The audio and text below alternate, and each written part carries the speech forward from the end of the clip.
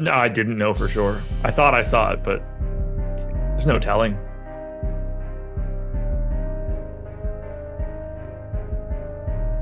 And we are live. Welcome to the NBA Deeper Dive. It is Wednesday, February 14th. I am Josh Engleman. I'm joined by Matt Belman. We're brought to you by Prize Picks. Everything should be brought to me by Prize Picks. I'm wearing the gear. I'm smashing the site. It just never stops. We've got 12 games ahead of us. Lots to talk about. Kind of a weird one. Some of the value that I had earlier today doesn't appear to exist any longer, and yet nothing has really changed since we started this morning. Should be fun. Hit the like button, subscribe to the channel, hit the notification bell so you know when everything goes live, and follow us both on Twitter. What's going on, man? Nothing. Happy to be here with you. It definitely seems like a pre-All-Star break, post-trade deadline NBA slate with a ton of games. Yeah.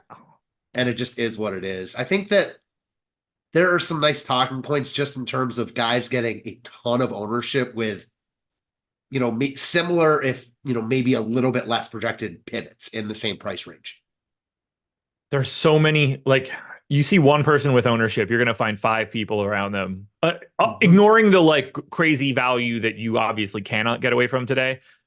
The dude that's getting 15 to 18 is going to have six pivots right out of the gate with very little effort in trying to find somebody on the opposite side of it. Yep. Well, we have a lot to talk about. And while I really love just randomly talking about all sorts of nonsense for most of the show and then trying to save the amount of time we have, we got a lot to talk about. So I'm ready to dive in if you are. Yeah, I am. Just real quick, because you said that. I said this in the chat, but I had to turn it off yesterday. So when you started asking your question at the end, you said something about a genie, and yeah, and Lofty was then said something else about the genie. I thought you were talking about Jeanie Buss, the Lakers owner. And I literally just lost it. I lost it. So the conversation went so many different angles for me. It was a lot of fun. Yeah, using the genie reference certainly didn't help me to leave that one off. But, I hadn't exactly fleshed out my thoughts either. That was pretty spur of the moment. The genie was irrelevant, but ended up becoming a very funny part of the story to me personally. Maybe I need to get a genie tattoo. Yeah, man, I'm ready to dive into this slate. Like I said to you before, I like talking about slates like this because you can skip over a lot of the BS and just talk about the stuff you really want to talk about. Let's get into it. And we're starting off with a doozy, but this is the easy doozy, I think. Atlanta Hawks, 6.5-point favorites in Charlotte, 238 total. The big piece of information that we have here is that Onyeka Okongwu is out. I think Capello was already out. And the large consensus opinion here is that we're going to get Bruno Fernando starting and playing somewhere in the 22 to 26 minute range. Seems to be a pretty good guess for everybody, at which point he looks like an exceptional value play at 3,600. Do you have any thoughts here on Bruno Fernando? I do. So given what you just said, I completely agree with you. Presuming that, of course, he's the starter and that Atlanta is just going to run a center the whole game because he's their only center, it makes a lot of sense. Very concerned that even if he starts, but certainly if he doesn't start, Atlanta just plays Jalen Johnson at the 5, who I think is a really, really sneaky play. And to be honest, on a normal slate, I wouldn't even really be thinking about that risk because it's such an obvious good play. But when you have a potential Isaiah Jackson for Indiana and so many other good center plays, and not just that, so many high-priced good center plays with value at other positions. I think it's worth at least thinking about the ways Fernando can fail. And I don't think there's it's that crazy to see that develop.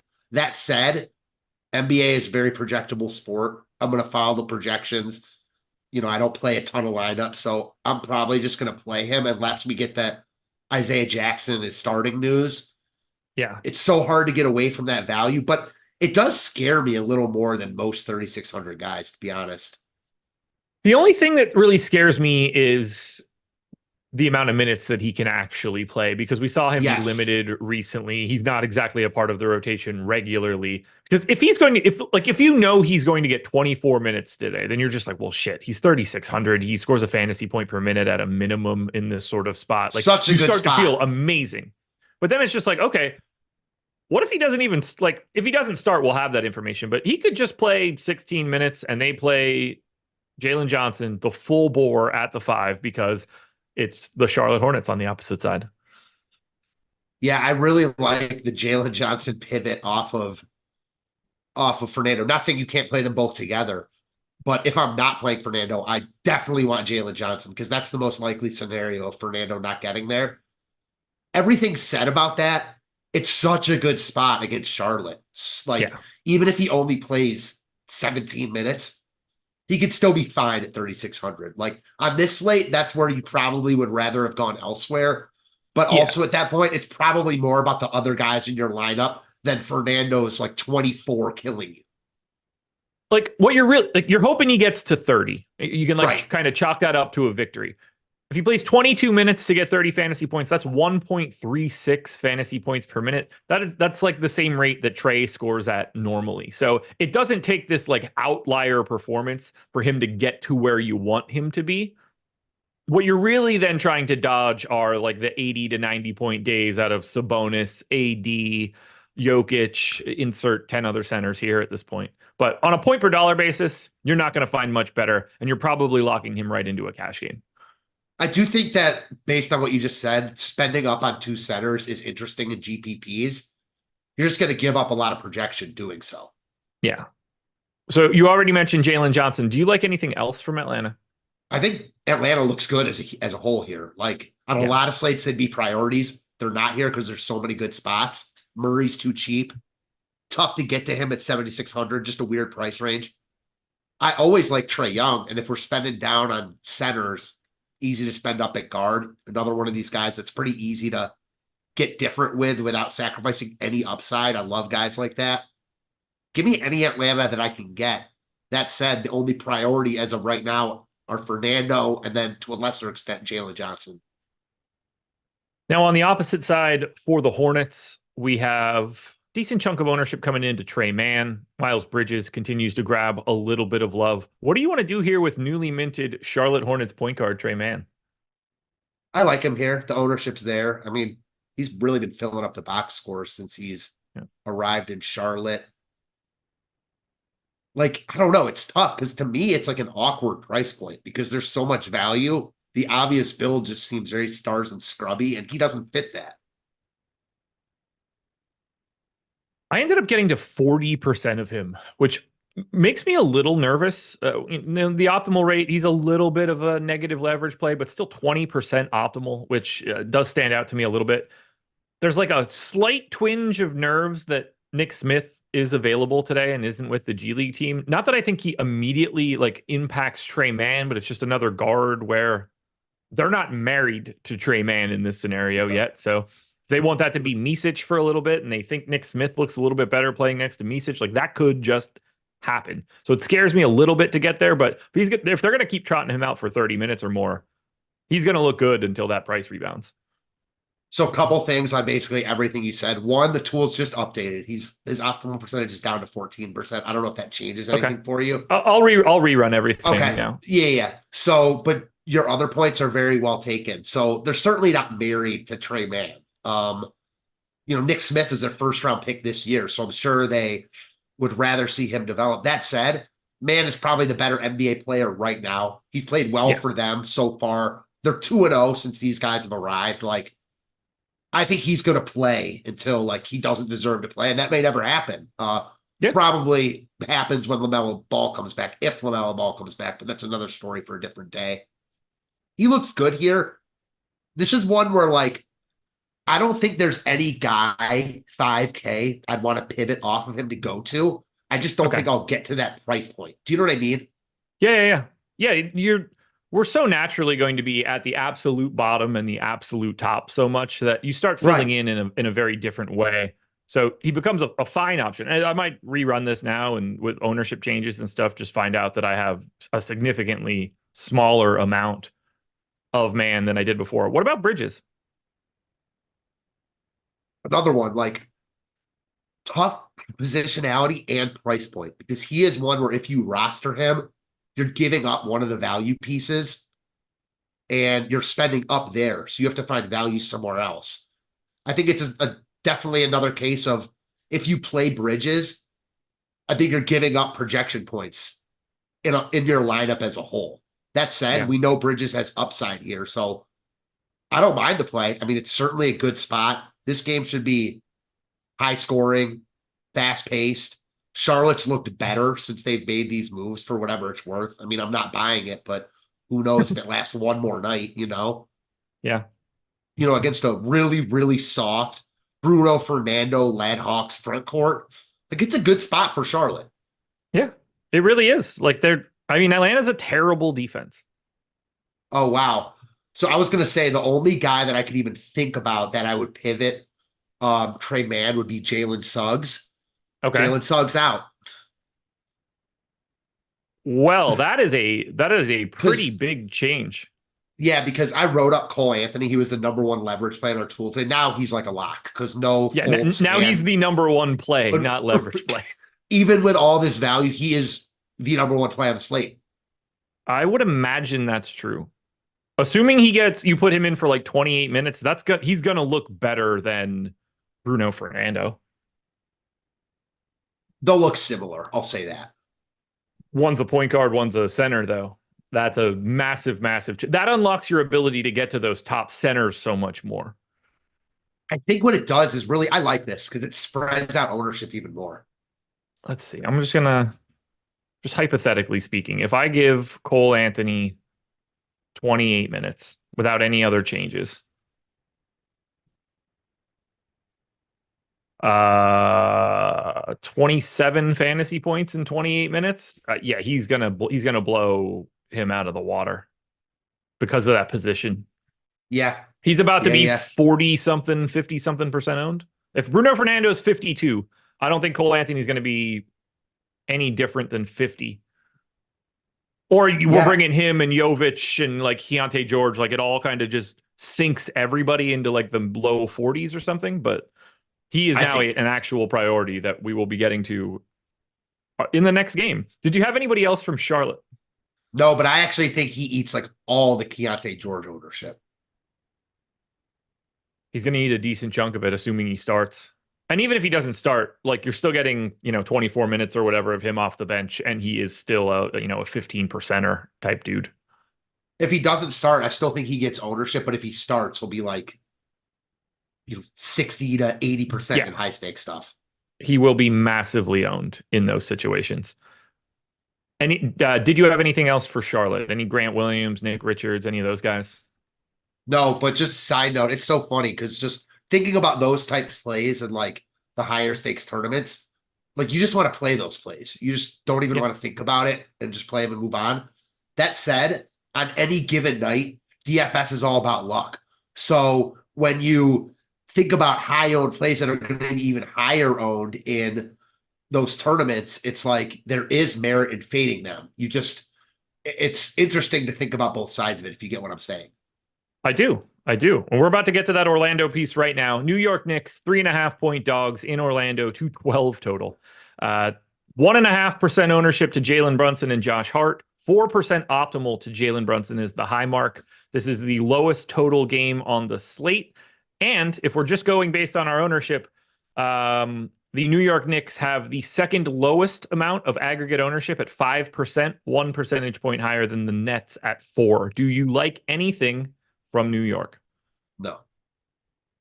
I don't have anything to add to that.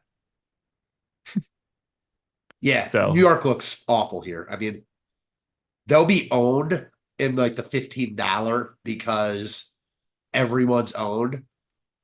But these guys will be like, most of them will be unowned in like lower entry type stuff and like the smaller field type stuff. I bet. Let's go to the Orlando side now with the news that Jalen Suggs is now not going to be playing for this Orlando Magic team that is already going to be without Markelle Fultz and Gary Harris today.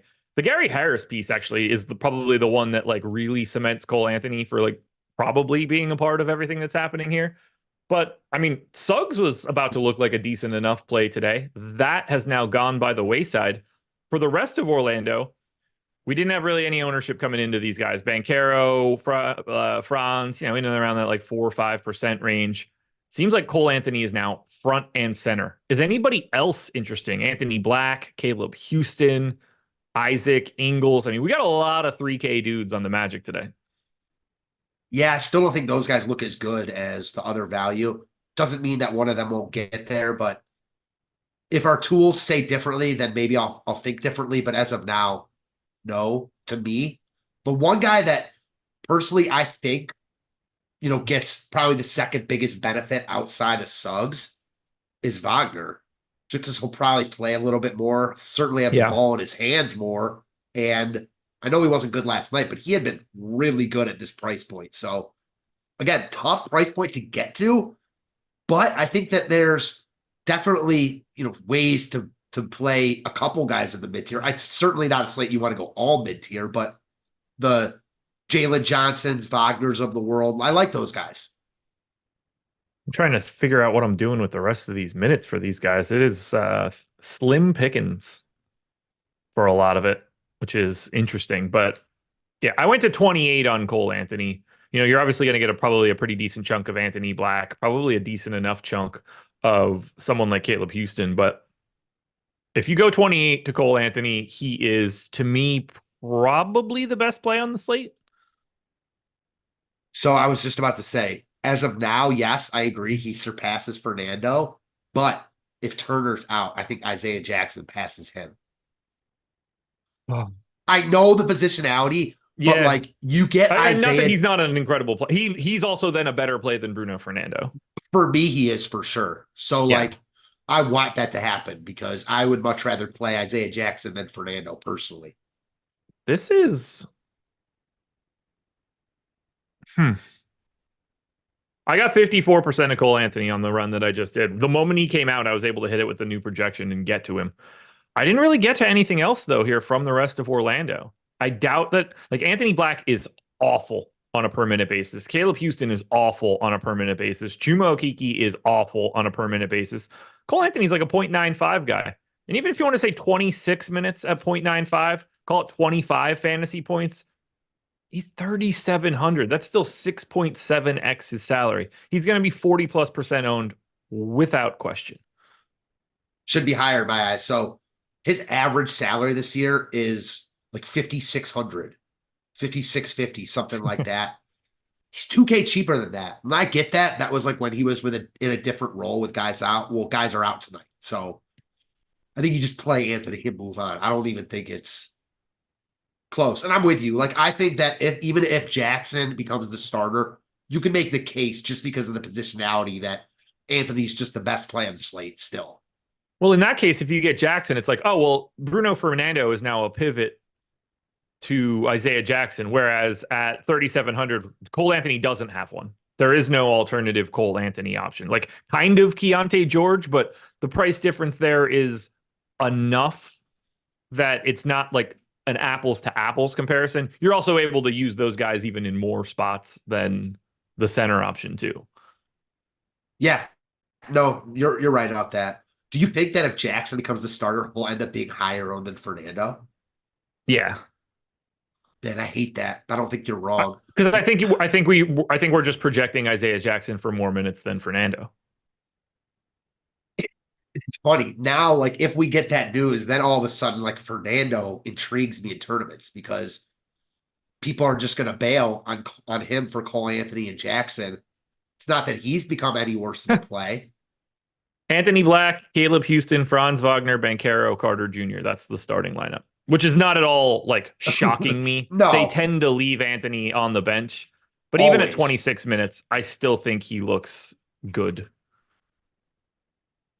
It's funny to me that they will not start this dude. Like they just will not. It's probably not funny to him.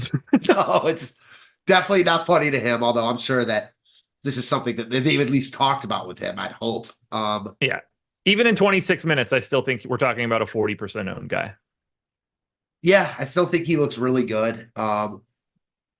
Bordering must play, not quite there, just because we've got so much other value now that he's not starting to be. Uh, Cornell Granville hit us with a super chat. What about Cole on Face Duel? That must be a new site. I haven't played there. I do have pricing for FanDuel where he is 5,100. He looks okay at that point in time. I think he looks. This is not a one-to-one comparison, but relative to salary, like I have him looking a lot like Paolo Banchero. He's just not. He's just a guy on FanDuel if he's not now that he is not starting, and the fact that he's 5,100. Yeah, agree with you. I will say the Magic starting lineup makes me like Wagner even more. Like, Yeah, there's not Anthony Black and Caleb Houston at 14% and 15% owner usage respectively. That's going to free up some shots for the only other two creators on the team that are going to be in that starting lineup. amen. The Miami Heat, 3.5-point dogs in Philly, 225 total. This one looks a little bit different. 50% ownership coming into Nikola Jovic, who got the start yesterday and nuked. 25% coming into Duncan Robinson. Then we got 10 for Kevin Love, Tyler Hero, and Bam Adebayo. Is Nikola Jovic, 3,100 power forward center, another one of those, this is unassailable, he's just an incredible play, guys, for you? Yeah, I mean, I don't really see how you could see it otherwise. Like, there's a ton of value on this slate. So I think any single one of these guys on their own, you can't roster every single value play. So, like, someone said they weren't playing Jovic. Like, I don't think it's the craziest thing in the world on this slate. Yeah. That said, he's like an upper echelon value play that is very hard to get away from. Starting at 3,100, he's productive.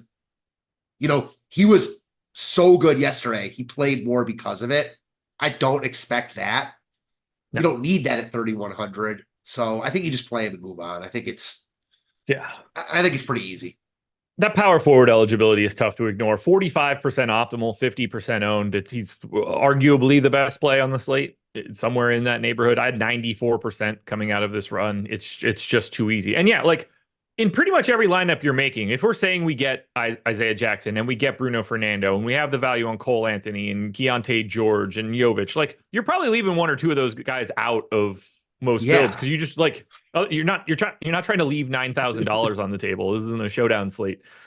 You're not trying to that just get all that doesn't the best. make those guys not like bad plays. You just have so many options of value that you can mix and match them playing multiple lineups. The goal isn't just to get the best points per dollars plays on the slate. Like that doesn't do anything. And I will say, you brought this up this morning. I think for a 12-game slate, it doesn't matter how many games there are. And I know after the slate is done, people will be like, oh my God, for a 12-game slate, like it matters that there are a few games where there's really concentrated ownership. Yeah. You're going to see lineups very funneled. Cole Anthony, Jovic, one of Fernando, Isaiah Jackson, Jokic. Those four guys are going to be in a ton of lineups. And I'm talking about in the 15, but more so like the higher dollar, smaller field stuff. And at that point, you're playing a 4v4. Now, it's not a 1v1, but still a 4v4. Like, I think there's merit to like differentiating the build somewhere there. I'm not saying that you don't play Jovic. I'm just saying I think it's worth at least thinking about. How are you feeling about Duncan Robinson, Tyler Hero, Love, Adebayo? What else stands out to you from Miami? I love the idea of getting back to Tyler Hero tonight. Was really popular last night. They just didn't need him. Price is up, but under 10% owned. The DFSer in me always likes these guys that were like uber chalk, and then they're not getting any love the next day. Not that means anything. It's hard to prioritize his price point at 7,200 just on this slate. So I like the other Miami guys. I just don't think they're priorities. They all look good in tournaments. Except Robinson. Duncan Robinson, just easy to fit in. Shooting guard, small forward, 4,400. Is going to start, going to play 30 minutes. Like he's more of a connector than other things just because of that position and price. Like he works no matter what you're doing because you can put him in 5 different spots in your lineup. Yeah, and I guess as our ownership, says right now, you could throw Keontae George into that, player pool that I mentioned earlier of guys that are just getting a lot of ownership. Yeah. Now on the opposite side here for Philadelphia, it's bleak. No Batum, Covington, Embiid, Harris, Kyle Lowry, or DeAnthony Melton. That is unappealing. We have around 10% ownership for Buddy Hield, Cam Payne, Kelly Oubre, Tyrese Maxey. I like a lot of the pieces from Philly, but they don't cross into that like, oh God, that guy's an incredible value. They're just all fine. And on a day like today, that starts to make it look like really weird. I'll take any of them, but I don't think I'm like lining up to get any one specific dude. Yeah, I don't really like Philly. I think you like them a little more than I do. I know the Heat are undermanned, but they're still not a team I like going out of my way to target on a big slate like this with other just shit defensive teams. So, yeah, I'm good on just skipping them, to be honest. Yeah, I don't like. I'm right around the field on Hield. I'm right around the field on Payne. I'm right around the field on Kelly Oubre. Like these are just 8 to 10% ish guys that if you're playing a bunch of lineups, they're perfect filler to swap one in and swap somebody else out that might be pulling a little bit more ownership. Yeah, no doubt. All right, folks, hit that like button. It is Valentine's Day. If you like me, hit that thumbs up. That could be my Valentine. I got a sneaky suspicion that the number might go down, but maybe you guys can prove me wrong. We also have NBA Live Before Lock coming up next. If you don't hit that thumbs up for me for Valentine's Day, do it so that you can actually watch that show. Unlock that content for yourself. We will take this stream all the way up until 7 p.m. What you really should be doing is using our avatar. Go to stokastic.com/avatar, grab that logo, put it on DraftKings, FanDuel, Owner's Box, or Yahoo. Finish in the top 3 of a contest with 5,000 or more entries. Tweet your result at StokasticHOF. Get yourself 1 month of whichever package you're looking for at Stokastic, except for the all access package. You get whatever package you're looking for. If you want the NBA one, that's projections, ownership, sims, lineup generator, contest generator, and premium Discord. And all you had to do was use our avatar. Costs you nothing. Again, stokastic.com/avatar. Link in the description or in chat. This one should be pretty easy to talk about. The Brooklyn Nets, as I mentioned, have the least amount of ownership of any team. They are 13-point dogs in Boston, 227 total. Very generically, do you like anything from Brooklyn? I don't think Dennis Schroeder is the worst play in the world. Agreed. No, they're missing guys tonight, and on a lot of slates, I'd like him more. Certainly not a priority here. If he's the last guy in the lineup, cool. There's just a lot of guys like that on this slate. He is getting the most ownership of anyone on the Brooklyn Nets at 1.9% ownership. But I do like that shout. Like if they're gonna play him 29, 30 minutes, there's a path there on the days where Brooklyn randomly wins this game, but none of these guys look good on paper. Right. But even if, you don't need Brooklyn to win the game for Schroeder to have a good fantasy score. So, no, not at all. I get your point, though. No, that's your point. Like, it's tough for Brooklyn to even stay in this game. I'm with you. So, not even your point wasn't them winning. It's just can Brooklyn be competitive here? I'm with that, and probably not. But that's also why he's not getting any ownership, I would presume. So, again, if I were multi-entering, it's easy to get over the field on a guy like that. Yeah. But in one lineup, I doubt I get there. Just wanted to shout him out. I like it. Jaylen Brown is questionable for Boston. Horford is out. Springer is out. Tillman is out. 12% ownership to Jason Tatum. We've got Kristaps Porzingis back for this one. The rest of the team is unowned. I have a pretty sizable stand on Jason Tatum right now. That will certainly look a little bit better if Jaylen Brown is out. But what do you like from Boston? Nothing really, considering the other options on the slate. Tatum always monster game yesterday, priced down a little bit. He's always in play. I don't feel like any type of way about him as far as I need to get there. He looks right in the Bam, Scotty Barnes type of plays here where I like these guys a lot as contrarian spend up options, but individually, I don't think one of them stands out over the other at their respective price points. So nothing really from Boston unless we get Jaylen Brown out. Is Porzingis in? Yes.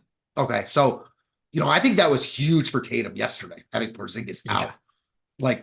Not talked about probably enough how big of an impact that had on Tatum. And it certainly showed, Porzingis is back. You see the same type of thing with Jaylen Brown out. I also think you probably give a nice bump to Porzingis if Brown is out. Yeah. Yeah, you can. If we get no Jaylen Brown here, we're going to start looking at Derek White, Drew Holiday, and Kristaps Porzingis a lot closer than we are right now. Agreed. And then Tatum will just look even better. Yeah, he already looks good. And I'm with Yeah. you. If Brown is out, he will become one of the premier spend up options. Yeah. Kyle Kuzma out. Ugh, I'm ugh. so happy I'm not playing this slate. I didn't really want that one, to be honest. Why, you got something No, going on tonight? no, I didn't want to deal with it. I'd rather sit back, relax, be nice to my wife for one day out of the calendar year. I think I could do that. I don't know what that means. Valentine's Day. Yeah, I know. Yeah, of course. Yeah, I will be playing this slate, but also trying to do everything you said and balance both. See, I'm just a good husband. I took a sacrifice for the day. I am very happy. There is no chance my wife's listening to this. Mine is already not even at the house. She's off at the barn riding horses. So I won't even see her until I'm done eating dinner. Love that. Chicago Bulls. 9.5 point dogs in Cleveland. The highest owned guy for Chicago is currently 4% owned Vooch. The most optimal guy is 6% optimal Vooch. We do have a Q tag on Alex Caruso, which will cause some issues here. I think we're live to see Drummond a little bit more alongside Vooch. But as I look at it, I do not have a share of the Bulls, and I do not anticipate getting shares of the Bulls, barring the removal of Alex Caruso. Yeah, probably yeah, one of my least favorite teams on the slate. Nothing here stands out at all, and our tools kind of say that. I wish I had more to add. If Caruso's out, would you find yourself getting to any Andre Drummond here? Obviously, Torrey Craig is going to get a big bump, but he's just going to blend into some of the other value. No, because there's so much other value on a lot of slates. Yeah, but mid-tier center is really, really hard to get to. And Yeah. I was already thinking about a mid-tier center that we didn't even talk about. I didn't bring up Nick Richards, who looks good against a weak Atlanta front court. Yeah. I still think I'd rather get to him than Drummond, and I won't get to him either. The Cleveland Cavaliers have a 4.3% owned Donovan Mitchell and a 4.3% owned Jared Allen. Now, Donovan Mitchell does get all the way up to 7% optimal, but no one hit double digits for either of those things. A little bit of positive leverage here for Cleveland. They are going against a Chicago team that is dead last in pace. You finding yourself getting any of your Cavs? I called out Mobley last slate. He had a really good game. He's still too cheap for his upside, priced correctly for his median outcome because he's not playing a ton of minutes, but he's crushed this price tag in every game he's been back. So encouraging to see from a Cavs fan. That said, really hard to get to him on this slate. Mitchell looks better if Garland's out. I know he was questionable in the middle of the day. I don't think that's changed, but no, nothing from Cleveland's a priority. They're one of the teams that I think is very easy to just cross off. Yeah, Q tag on Garland, Merrill, and Wade, which could, create a little bit of a trickle down, but it's really just going to be Mitchell and very little else, even if that breaks the craziest way. I think if like all those guys are out, maybe Karis LeVert. Yeah. But you're going to need them all. Right. You're going to need them all out on this slate. I'm with that. The Indiana Pacers are a complicating factor here because we still have the Q tag on Tyrese Halliburton, which I'm not worried about, but could be an issue if they just want to get him extra rest before the All-Star break. Benedict Mathurin is questionable, and then Miles Turner is questionable. Now, no one is getting any real love from Indy. 7% ownership to Andrew Nembhard at 4,200. How do you feel about Turner? And then we've kind of already alluded to it, but if there is no Turner, what do you want to do with Isaiah Jackson? I feel like it's just almost a fool's errand to even talk about this game because we don't know the combinations of who's going to be in, who's going to be out. We know that if Turner's out, Jackson becomes one of the best plays on the slate. If Turner's in, all these guys look good. I know you guys talked about it this morning. Like Toronto's D sucks. So I don't mind getting any Indiana here. They're priced where they should be, though. They have upside in this spot. No one would stand out to me. I expect Halliburton to play. I think he's another one of these spend up to be contrarian guys in the likes of Scotty Barnes, who we'll talk about, Bam, all guys coming in with leverage. Easy to get different without sacrificing any upside, if you will. So Halliburton would obviously look the best. He's out. The trickle. What? What's up? Oh, Oh I no. must have made it. I must have made a noise. Dante DiVincenzo out. Oh, okay. I didn't even Yes. realize it made a sound. It I thought was I like just looked at it. yeah, so I don't know. I think that if Turner's out, Pascal Siakam looks better. Don't care that he's going against Toronto, but I'm sure some of you guys do. So shout it out. By the way, it's not just Dante DiVincenzo. It's also Isaiah Hartenstein and Bojan Bogdanovic. Ooh. So all of a sudden, do we want to talk about the Knicks? We'll circle back if we have time. That might be a live before lock thing because we got a shit ton more to talk about. By the way, if you can get Isaiah Jackson to like 27 minutes at 1.1 fantasy points per minute, that is going to be 8x his salary at 3,700. Cannot get away from that and will be way better than Bruno Fernando. Toronto side, Scotty Barnes is pulling 11% ownership, 16% optimal, looking like the best option from Toronto with no one else even in sniffing distance, unless you happen to like an Emmanuel Quickley or a Gary Trent or an RJ Barrett in this spot. Because Indy, not very good on defense and they play pretty quick. I like Barnes a lot. Not getting enough ownership. 16% chance of being optimal, 11% ownership. I like plays like that all day. I mean, I like Barnes a lot here. Really, I mean, the best positionality you can have, point guard and small forward eligible. So Barnes is the guy for me. No one else is really even worth talking about in my mind. All these other guys we know who they are and they're fine to mix in. But the only guy I could see actually prioritizing is Barnes. How about you? Only guy that I really got any shares of was Barnes. I wouldn't mind getting a little bit of Quickly. I tend to have him projected a little bit better than others, but he is just a GPP flyer at best, not anybody I want to hitch my wagon to. Yeah, no doubt. Prize Picks, folks, they are the sponsor of this video. They would like you to hit the like button first and foremost. I personally would like you to watch either my shorts that go to my Twitter, to TikTok, or to just simply our Odd Shopper channel, because I've won 4 straight days.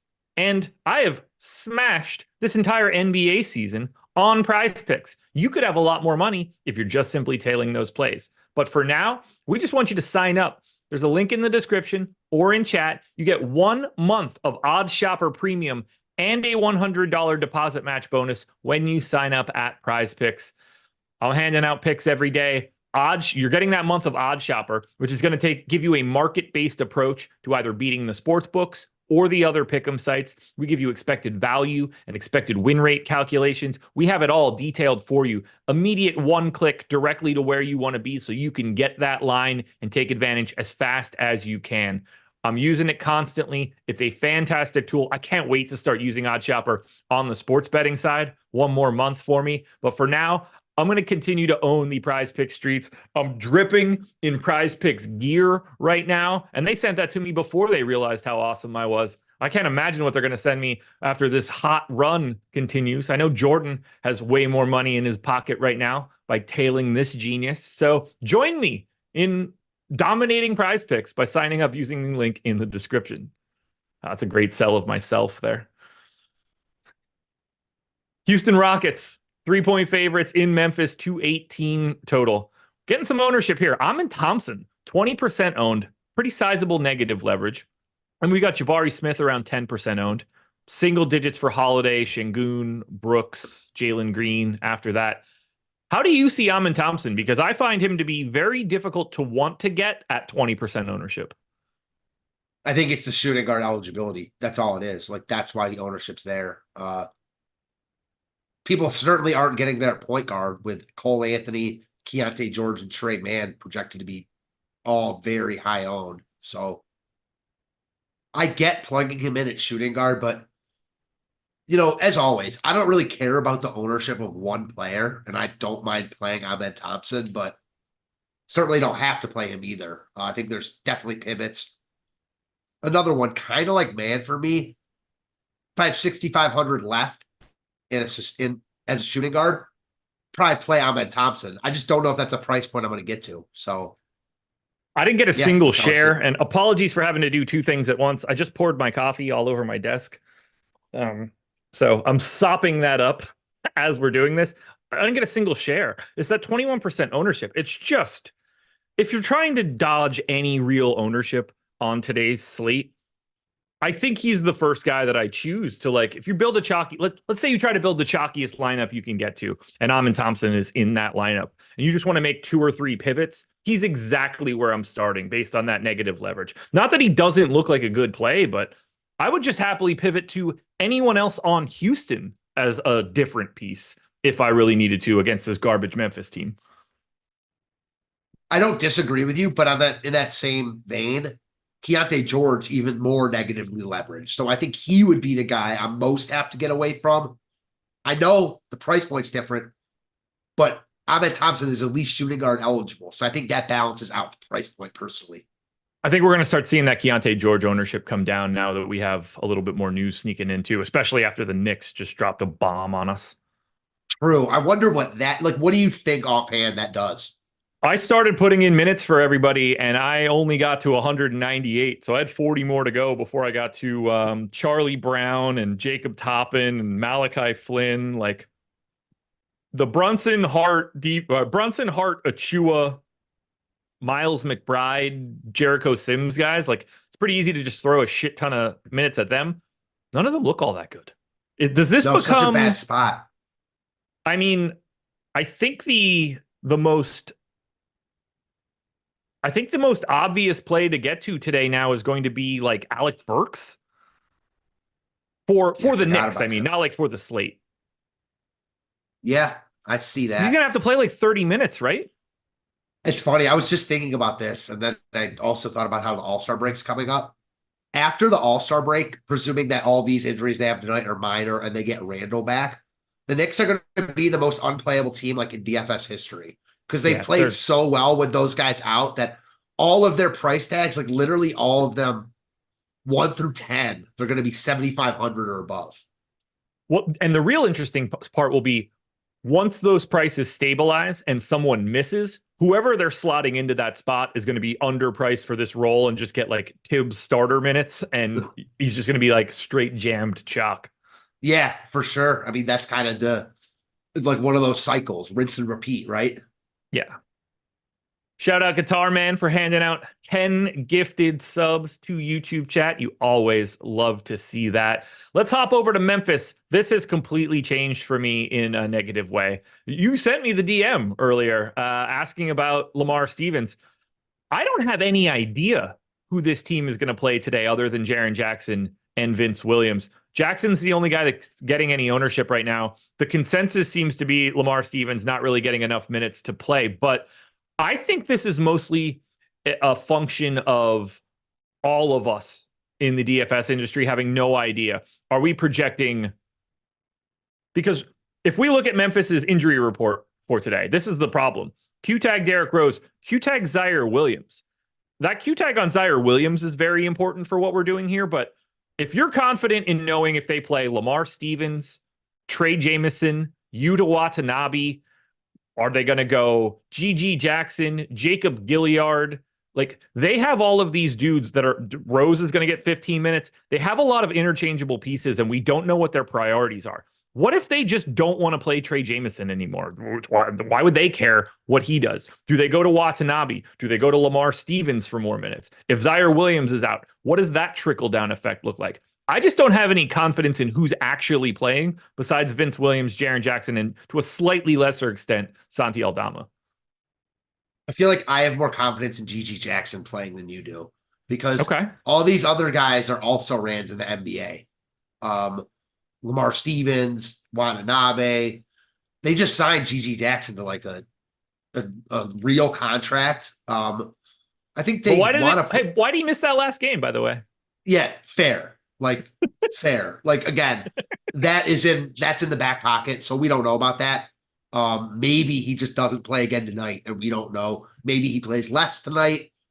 I think there's certainly, speculation is worth talking about there, but putting last night or last game aside, I have confidence. Like, I don't want to play him here, but it just kills all those other guys for me is the point. Agreed. I was pretty confident in them continuing to use Lamar Stevens today. And now I just don't have a great feel of like which random dudes they're going to choose. Someone's going to probably get like 22 minutes. And if it is Stevens, he's the best per minute guy out of all of them. But he could play 0, he could play 24, and that could be the standard for a couple of these dudes. It's so hard to just get to him on this slate now. Yeah, it is. I don't have it anymore. He was my number one dude earlier today, just because I expected him to get that run.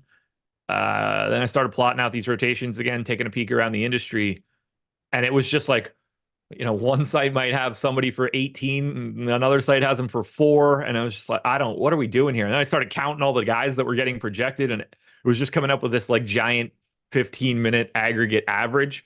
There's something here for Memphis, but I don't think that we could really get to anything other than Triple J, or if you're a Vince Williams guy. I think that, to your point, it's just as likely to be Watanabe as Stevens. Like, Yeah.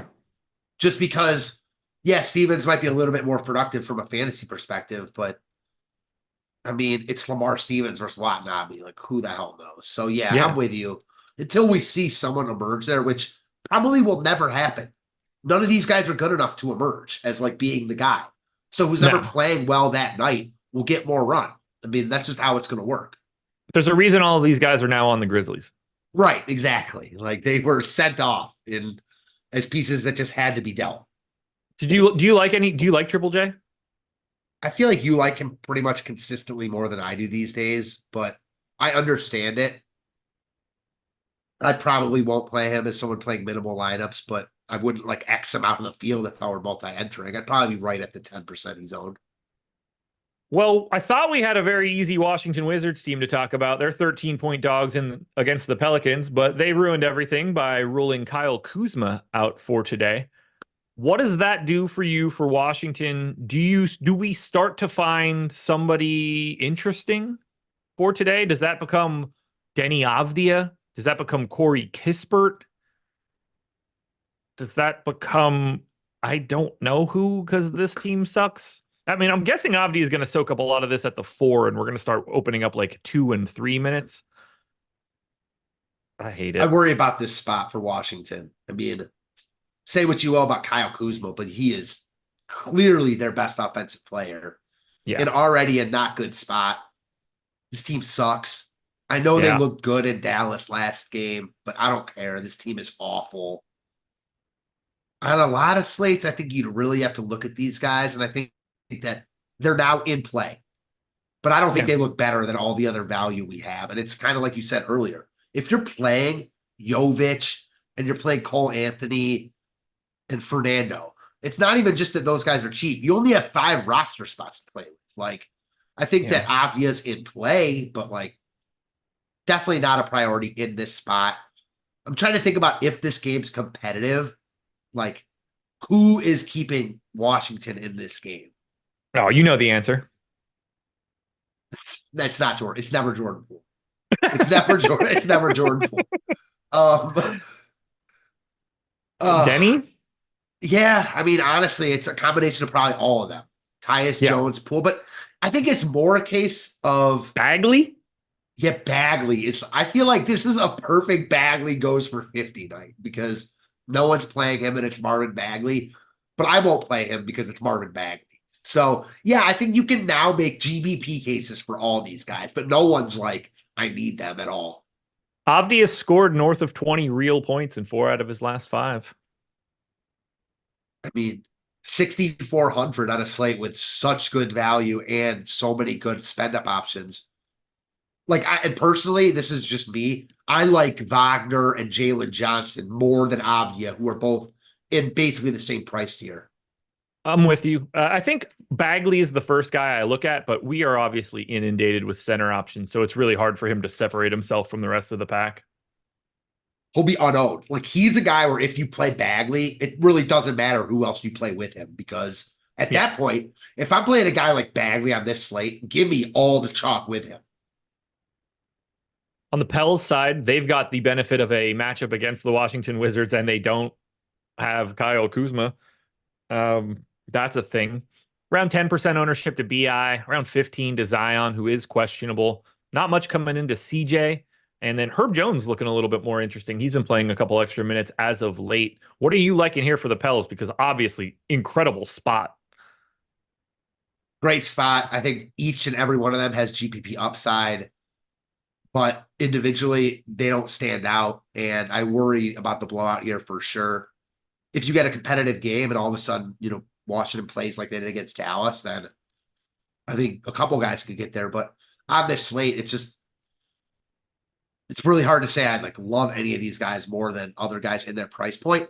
My favorite would be Zion, under 8K still in a really, really good spot, but I'm not going out of my way to roster him. If he happens to fall to me, so be it. I'm chuckling at the Knicks available players. They have 9 available guys. 4 of them are Charlie Brown, Jacob Toppin, Taj Gibson, and Jericho Sims. The 5th is Miles McBride. Precious Achua, who is borderline out of Toronto's rotation for most of the beginning of the season. Yes. Wow. I don't know what to do with New York. I could see this playing out in a lot of different ways, to be honest. For the Knicks? Yeah. It's going to be an ugly, ugly eyesore, and it might not even matter. Orlando might just beat the piss out of them. Yeah, they might. Just Knicks running on empty, all these 40-minute games just start stacking up against a team like a real defensive identity. Kind of scary. You know what's not scary? The matchup that the Dallas Mavericks have today against the San Antonio Spurs. Spurs are 11-point dogs in Dallas. Tough one here. Everybody that's normally available for San Antonio is available. Luka's probable. Kyrie's probable. We've got a Q tag on Maxey and a Q tag on Derek Lively. Basically right in that 5-ish% ownership for everybody on San Antonio, including Wemby. Vassell is their highest owned guy. We do have him with pretty sizable negative leverage. Do you like San Antonio pieces? No. No, not in the context of the slate. Wemby, always in play. Really liked him last slate. Wasn't getting the ownership. And Toronto was a higher upside spot than Dallas. Still not getting the ownership, but a little bit more expensive and just a lot harder to get to today because the cheap options, the spend up centers, the power forward eligibility is nice to a certain extent. And then if you're playing him, you're not playing one of Jovic or whoever else that we've talked about throughout this long ass slate. So I like Wemby as a contrarian spend up option. Other than that, I don't think anything from San Antonio stands out at all. I'm with you. I don't mind getting any of the starters. I really don't mind getting a Wemby, getting a Devin Vassell, scattered amounts of Trey Jones. I like the Dallas side more. Mostly just Luka Doncic and Kyrie Irving. Luka at 12-1, Kyrie at 8,900. They're both around 10% owned, but give me any amount of Luka that I can get given this slate and this spot. Yeah, I feel like he probably wants to give it to Wemby too. I mean, you would think. Yeah, not that matters, but anything to get me to want a little more Luka, I'm cool with. And I'm with you. The other thing about Luka is he's not getting a ton of love because Jokic is, Anthony Davis is. So people that aren't playing Jokic aren't going to just play Luka. They're going to play Anthony Davis. So I think there's a lot to be said about playing Luka here. I'm with you. I really like him too. It's hard to say that he's an ultimate priority, but I'd love to get there. Yeah, I've got him a little bit behind Jokic, but I mean, if it's going to be 3-1 in ownership, I don't want to say that I would rather have Luka than Jokic and make it sound like a definitive statement, but that's just a very easy way to get different while not really changing your overall upside for that lineup at all. There's no reason Luka can't nuke San Antonio. I'd love to play them together, and I might be overthinking this, but I very much worry about that's when you see the funneling of lineups, when you have those two really expensive guys. Yeah. And then the easy value. So I'm hesitant to go there in tournaments, but sometimes the easy shit wins in tournaments. Occam's razor, right? Yeah. Simplest answer is always the best one. Anything else for Dallas? It really is just Luka and Kyrie to me. Yeah, I don't think there's anything else that's worth talking about. It's a great spot. So if another guy ended up in a tournament winning lineup, I wouldn't think it's crazy, but for me, that's it also.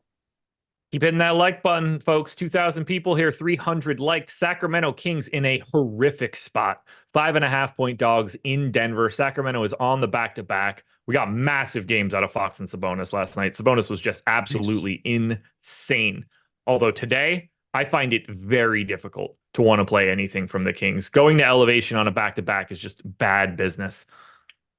They just bent me over, both of them last night, so hard. And I've been playing Fox so much recently, so it's only natural that he went nutty last night. I'm with you. Like, I think that this is a bad spot for the Kings. Like, it is. I do think that, and I've listened to some other things across the industry and read a couple things, this has been brought up a ton. So I feel like people are just crossing them off due to a combination of the spot going to altitude and also there's so many good options. De'Aaron Fox is under 8K. So I think Sabonis is really hard to get to because of Jokic and so many good center options. But I think De'Aaron Fox is really interesting just from the standpoint. And I know someone said this, I can't remember who said this yesterday. There was a time like last playoff where he was going against Steph Curry. I think Eric said this. And like he was going for like 50s, 60s every game. He was a 9K player. No, and I'm not saying that it's going to happen here or this is the spot for that, but his price, if this slate had been priced after yesterday, he wouldn't be 7,900. That's all I'll say. I probably won't play him, but I'm not going to be like, oh, because they're going to Denver, I can't play him. That's all I'm saying. Speaking of Denver, doesn't seem like we're going to have Jamal Murray or KCP today, although I'm going to point this out for the second time today. They are still questionable all the way up until 6 p.m. at this point. So keep an eye on it. At this point, they have not been ruled out, contrary to what most people are going to try to tell you. That said, I'm also projecting them out. I don't see a ton of other value on Denver because we've got Reggie Jackson already at 5,700, but 34% ownership coming into an 11-3 Nikola Jokic in this spot looks great. I've got 60. Is that me? Is that to me now? What do you think of Jokic? Yeah, I love him here. Like what's close to 2 fantasy points per minute without Murray, like 1.9-ish. What's not to like about Jokic here? He looks like an easy play. I'm worried the ownership's going to be like 60% in higher stake stuff, but still, he looks like the best play on paper today as far as spend up options go. Yeah, I mean, it's horrific Sacramento post defense. Shout out Sabonis for that one. And the fact that they're catching him coming in at home on a back-to-back. Like this is a recipe for success. And when you take Jamal Murray off the floor, you get a lot more of Jokic doing whatever he wants to do out there. Yeah, no doubt. A little bit of MPJ, I think, is fine. A little bit of Aaron Gordon, I think, is fine. But I don't think anybody jumps off the page. No, just, again, another team where on a lot of slates, maybe. But, you know, Reggie Jackson at 5,700 is pretty nuts. I don't think he's the worst play in the world, but it's almost impossible to get to him tonight. We've got the Detroit Pistons coming up next here. They have a probable tag on Cade Cunningham. Quentin Grimes still out. Beef Stew still out. No ownership coming in here. 2.5% to Cade. We have Evan Fournier, 7% optimal. I'm going to assume that's a weird one, but he is the flat 3K shooting guard, small forward, and did get some minutes. Do you want to play anybody from Detroit? Not really. I mean, Detroit stinks back to back. No, I don't. That'll work. Bradley Beal is out for Phoenix on this back-to-back. We have 20% ownership coming into newly minted Sun Royce O'Neal. A little bit of negative leverage on this guy too, but I think there's a little bit of minutes upside at the very least to make you feel better about it. How do you feel about that ownership to Royce O'Neal? What do you want to do with Booker and Durant or anybody else for the Suns? I'm fine with the Royce O'Neal ownership. I don't think I have to play him, but I also don't think he comes in as high owned as some of the other value plays we talked about. So in that sense, you're lowering your ownership as opposed to some of the other guys on the slate. Yeah, I don't know. I'm fine with Royce O'Neal. I think Devin Booker's interesting in tournaments just because we have all this forward and value center. We have Cole Anthony at point guard. I mentioned earlier that Ahmed Thompson was more fine to me because of his shooting guard eligibility. Booker also has that. He obviously has a ton of upside, trying to win a tournament tonight. So anytime I can get Booker, great. But nothing else from Phoenix stands out to me. Jaylen Brown out. And you were right about Alec Burks. He's not 4th overall in the boom bust tool. There it is. There it is. Well, that's, what happens when you got to play Jacob Toppin and Charlie Brown more minutes. It's just like, well, shit, let's play the real NBA players. Yep. Final game for us here on the DraftKings slate before we kick it over to Live Before Lock. Lakers, 6-point dogs in Utah, 241 total. For the Lakers side, LeBron is already out to join Gabe Vincent, Jared Vanderbilt, Cam Reddish. Still a Q tag on Anthony Davis. And honestly, with the way this is going heading into the All-Star break, would you be surprised if he didn't play? Because I certainly wouldn't, although they're not in any position to drop games. 22% ownership coming into AD, 15 to D'Angelo Russell, around 15 to Rui as well. How do you feel about AD? What do you do with him in relationship to Jokic? I think he looks like a good pivot. He's not contrarian, so I wouldn't say contrarian pivot, but he's a nice, lesser expensive pivot off of Jokic. I think that now playing them together is more viable with Cole Anthony emerging as a really good value play. Alec Burks, obviously Jovic, tons of good forward value. So it's doable to do that. I think that, you're not, reinventing the wheel by doing that. I think other people will certainly do that, but I like Davis here. I expect him to play. I think that there's more merit into that. Just the Lakers need wins. Yeah. So I'm sure they would love to rest AD, but I would expect him to play. The Lakers look good here. And I don't think that the ownership is there, but none of these guys are going to be crazy high owned because there's so many good plays on the slate. D'Angelo Russell looks good. Yeah. I don't mind any Laker I get here. It's kind of similar to the Hawks to me. Yeah, it's a really good spot against Utah. They're a bad D. They play pretty quickly, and you're missing LeBron, so you've got a lot of filler if you need it. Caruso game time decision, so no change to his status.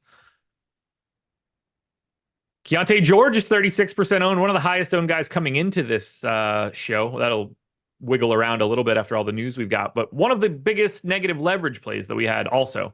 But he's 4,200. The minutes are up after the trade deadline. Did you like Keontae George? Do you like Keontae George in this spot, or do you like other things from Utah?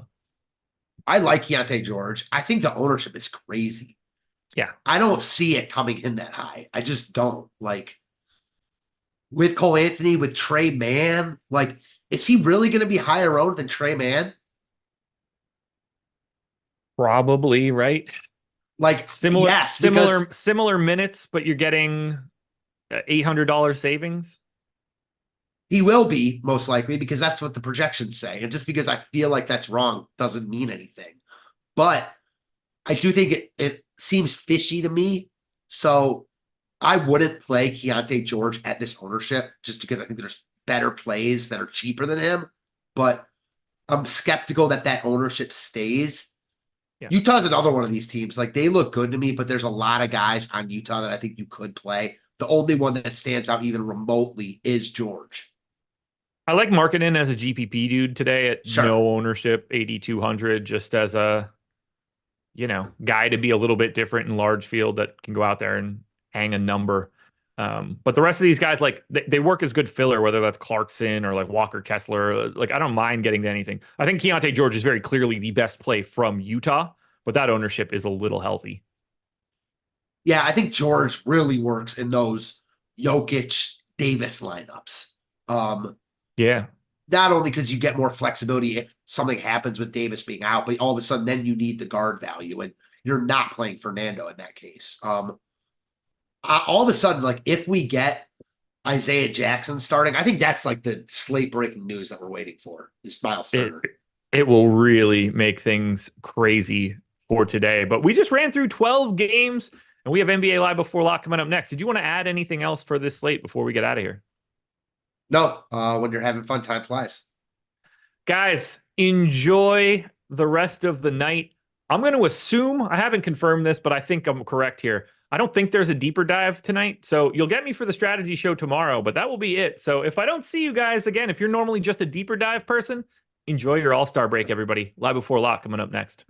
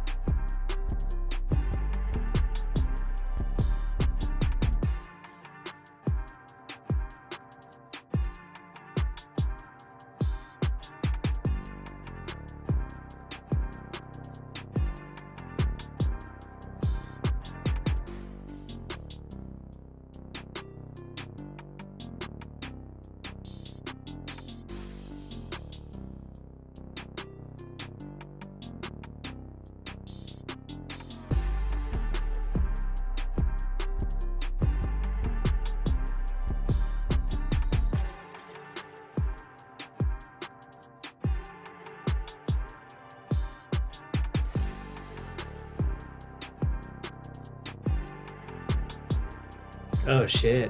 Dog dang. Yeah, do it on the screen. What?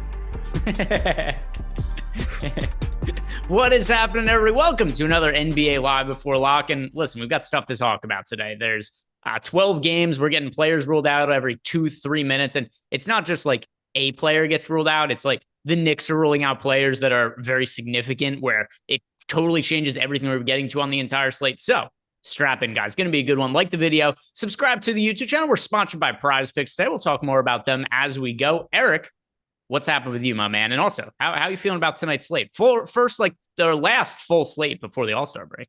Yeah, it's great. I have 320 lineups that I'm going to be building out for my lovely, on the night that my wife said, "Hey, you're not going to play DFS tonight, are you?" And I didn't unreg anything. And so here we are. I'm going to set it and forget it at about 5:30, 6 p.m. my time. So, yeah, Godspeed to me. This will be fun. Yeah, it is. It's going to be something. These are, just to be totally transparent, these are not my favorite slates. I'm playing 20 lineups for tonight. It's just there's so many. Yeah, I hear you say that you're playing like a gazillion lineups. Like, all right, well, you're an insane person. Yeah. It's so much. It's so much to manage on these 12 game slates where so many players are going to be ruled out left and right. So for me, I prefer to go a little bit lighter. Still getting my action, 20 lineups today, but I don't need to play 150 lineups on a slate tonight. Yeah, I won 30K playing, I think it was like 35 or 40 lineups in the main contest. Like you can 25, 30 is enough to realize your equity on a slate. So Greg, Godspeed to you. I bet this is the night you win 100K out of nowhere. I wouldn't mind that. I wouldn't mind that at all. Let's see what we have as far as questions coming in. If you guys have super chats for us, you could throw those into the YouTube channel. If you got questions for us in Discord, we'll also be hitting on those as well. Shout out to Chris Williams, who gifted out 5 YouTube memberships. So Chris, as always, thank you for the support. And also we've got Guitar Z-Man, who gifted out 10 Stochastic memberships. A little bit of a funny thing I saw about our friend Guitar Z-Man. What's a funny little thing about your friend Guitar Z, who's in our Discord channel? Excuse me? Does my mic sound better, Jordan? Okay, good. Continue on. Go ahead. Turn it off. Turn it off so I don't have to hear this piece of shit's opinions anymore, Jordan. Turn it off. There we go. His camera's gone. There we go. This is the version of Eric that we really do like looking at. So Guitar Z-Man, this applies to you as well, Jordan. But the other day, he wins a GPP, a really good night that Guitar Z-Man had in NBA DFS the other night. And he puts Dude Bro Chill into the Discord chat and he starts adding people, confused the shit out of Rich. Rich was like, what is going on here? And nobody really wanted to explain it to him. I didn't reply to explain. So Rich, who was just asking Guitar Z, and it wasn't like he was just confused by what it was. And I knew exactly what it was that Guitar Z-Man was referencing, obviously. But I was like, I'm not gonna clear this up. I'm just gonna let Rich be confused. So Rich, apologies, because you're probably watching the show right now. But I found it to be entertaining for me. Whoa! Miles Turner rolled out. All right. So Miles Turner's out. He's dealing with an illness. So let's Benedict Mathurin ruled out. All right. Okay. Benedict Mathurin's out. Miles Turner's out. Why not? We'll rule out maybe another 7-8 players because why wouldn't we at this point? But let's talk about the Indiana Pacers, and then we'll get to your guys' questions right after this. I did see that we had the normal question from our friend Ace of Spade, and then I also saw that we're getting a lotion play question. So we got all that to get to. But first, implications of Miles Turner and Benedict Mathurin being ruled out. By the way, was anybody else ruled out or in for the Pacers? Let's see. Those two. Those are the only two, and they are gigantic because they come from nowhere. So the first guy is Isaiah Jackson. We've talked about him, I feel like, 495,864 times this NBA DFS season. But there is no Miles Turner, and now there's also no Jalen Smith. So he's going to play infinity minutes at 3,700. He's the best piece of value on the slate, period, end of story. That came from absolutely nowhere. I thought Miles Turner was going to play all day. I was like, oh, whatever. They do have the option to go in Pascal Siakam small ball 5, which I think is kind of an intriguing concept too. And then the other guy, Aaron Nesmith, has played really good basketball absent Benedict Mathurin here this season. He obviously went on that bender. Andrew Nembhard at 4,200 becomes a little intriguing. And Halliburton's playing closer to those full capacity of minutes, 34 minutes against Charlotte. He's facing Toronto that's been dead last in defensive rating over the last month in the NBA. I mean, my dear God, this basketball team is alive now. Yeah, and the reason I asked did we get any updates on anybody else is that Tyrese Halliburton is officially listed as questionable. I mean, he's been questionable every game now for 3 weeks or something like that. So I don't really put any real stock into it, but it would have given me a little bit of peace of mind, at least, if Halliburton was ruled in. But not the case. He remains questionable. Other players who are questionable include Jarace Walker, Kendall Brown, Oscar Tshiebwe, and Isaiah Wong. None of these guys really matter. But I was just kind of curious to see if any of the other players came through on the Pacers injury report. But assuming he starts, Isaiah Jackson, add him to the list of many of the other value plays that we like, but arguably the best overall value play. I think he's the best of all the options we have. I just put him in for more minutes than I thought would be possible for him here. I mean, if you put him at 22, he's a smash, and he's going to play more than that. So, like, take him from 16. I mean, for me, it's just, like, I doubt they want to play those other guys. I bet Pascal Siakam going up against Toronto, you have an opportunity to... Kelly Olynyk playing the backup center minutes there. Oh, man, I'm going to have Pascal Siakam in a revenge in his heart spot here in Toronto, even though he should be thankful he's not playing for that godforsaken team at the moment. 7,900. I think he plays some backup 5, so I'm going to take his minutes. I'm going to take his rates and take him a little bit higher. 33 to like 35 and a half. And then that's going to be well over 40 fantasy points. So that's going to be a problem. But yeah, Isaiah Jackson is a slam dunk. I just put him in for 22 and a half minutes. And that's like lowballing it. He could play, 24-24. If they go to the slide Pascal Siakam to the back of 5 thing, you could play 28-20. Like, this could just be ridiculous. This could be ridiculous. So we saw a not dissimilar situation on February 2nd against the Sacramento Kings, where Isaiah Jackson started in place of Miles Turner. And we did have Benedict Mathurin in that game. So that is one thing that's a little bit different. But we did have Miles Turner and Jalen Smith were both out on that night. And what ended up happening, Isaiah Jackson started and played 27 minutes. So that's what I'd be comfortable putting him in for, is those 27 minutes that he got the last time we saw. Then you're going to get 100% of him. So there you go. I don't, that's fine with me. That's probably what I'm going to do. And also, I know that for myself playing 20 lineups, I have zero issue getting to 100% of a player across. I don't have an issue getting 100% of a guy across 150 lineups, and especially not in 20 lineups. And we do have an aspect in our Sims tool. It's one of the newer features where you could cap a max exposure for a player. And you could say like, hey, I only want 80% of this guy. So even if they show up in all of your top 20 lineups or top 150 lineups, you could cap that player's ownership by putting something. I don't want to do that though with Isaiah Jackson. I'm anticipating getting 100% of him, and I'm cool with it. It's not something I have an issue with. I know you're playing a lot more lineups than myself for tonight, Eric, but across I took all my FanDuel ones off. I took all my FanDuel out. There you go. I was being an insane person. I'm playing 170 lineups on DK. Yeah. Of those lineups, do you expect yourself to get to 100% of Isaiah Jackson or somewhere close to it? Somewhere close to it. He's 3,700, and I put him in again. I lowballed his minutes. I'm probably going to straddle the difference, put him in at like 25 and a half, 26 minutes. I think that's the right way to do it based on going through some of those old box scores without him. 27, 26, 27. Like those are kind of the number of minutes going back the last 2 years. He played 29 minutes against Detroit tail end of last season. Obviously, they were resting people because the season was done for Indy at that point in time. But he was 4,400, put up 30 and change. Again, he's 3,700.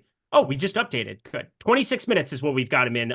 Rich Manning projections here. So I got to feel pretty good. About Isaiah Jackson being in just about everything I do. And now let's talk about him from a FanDuel perspective as well, because DraftKings, he's a no-brainer, right? Because of what his price point is. FanDuel, he's 5,200. So he's still a good option at 5,200. But I want to see our updated projection for him on FanDuel in these 26 minutes and seeing what does that end up doing to him for his FanDuel projection. So if you wouldn't mind, Jordan, can you throw our Pacers projections on screen, but look at the FanDuel side of things, because this is a wildly, wildly different play on FanDuel relative to DraftKings. So our FanDuel projection now on Isaiah Jackson, we have him in for 32.23 fantasy points at $5,200. He's power forward and center eligibility over on FanDuel. Still a smash over there at $5,200. He's somebody who maybe if you're playing 20 lineups, 150 lineups, you don't have 100% of Isaiah Jackson, but he should still be your most rostered player over on FanDuel and probably be at least in like 3/4 of your lineups or something.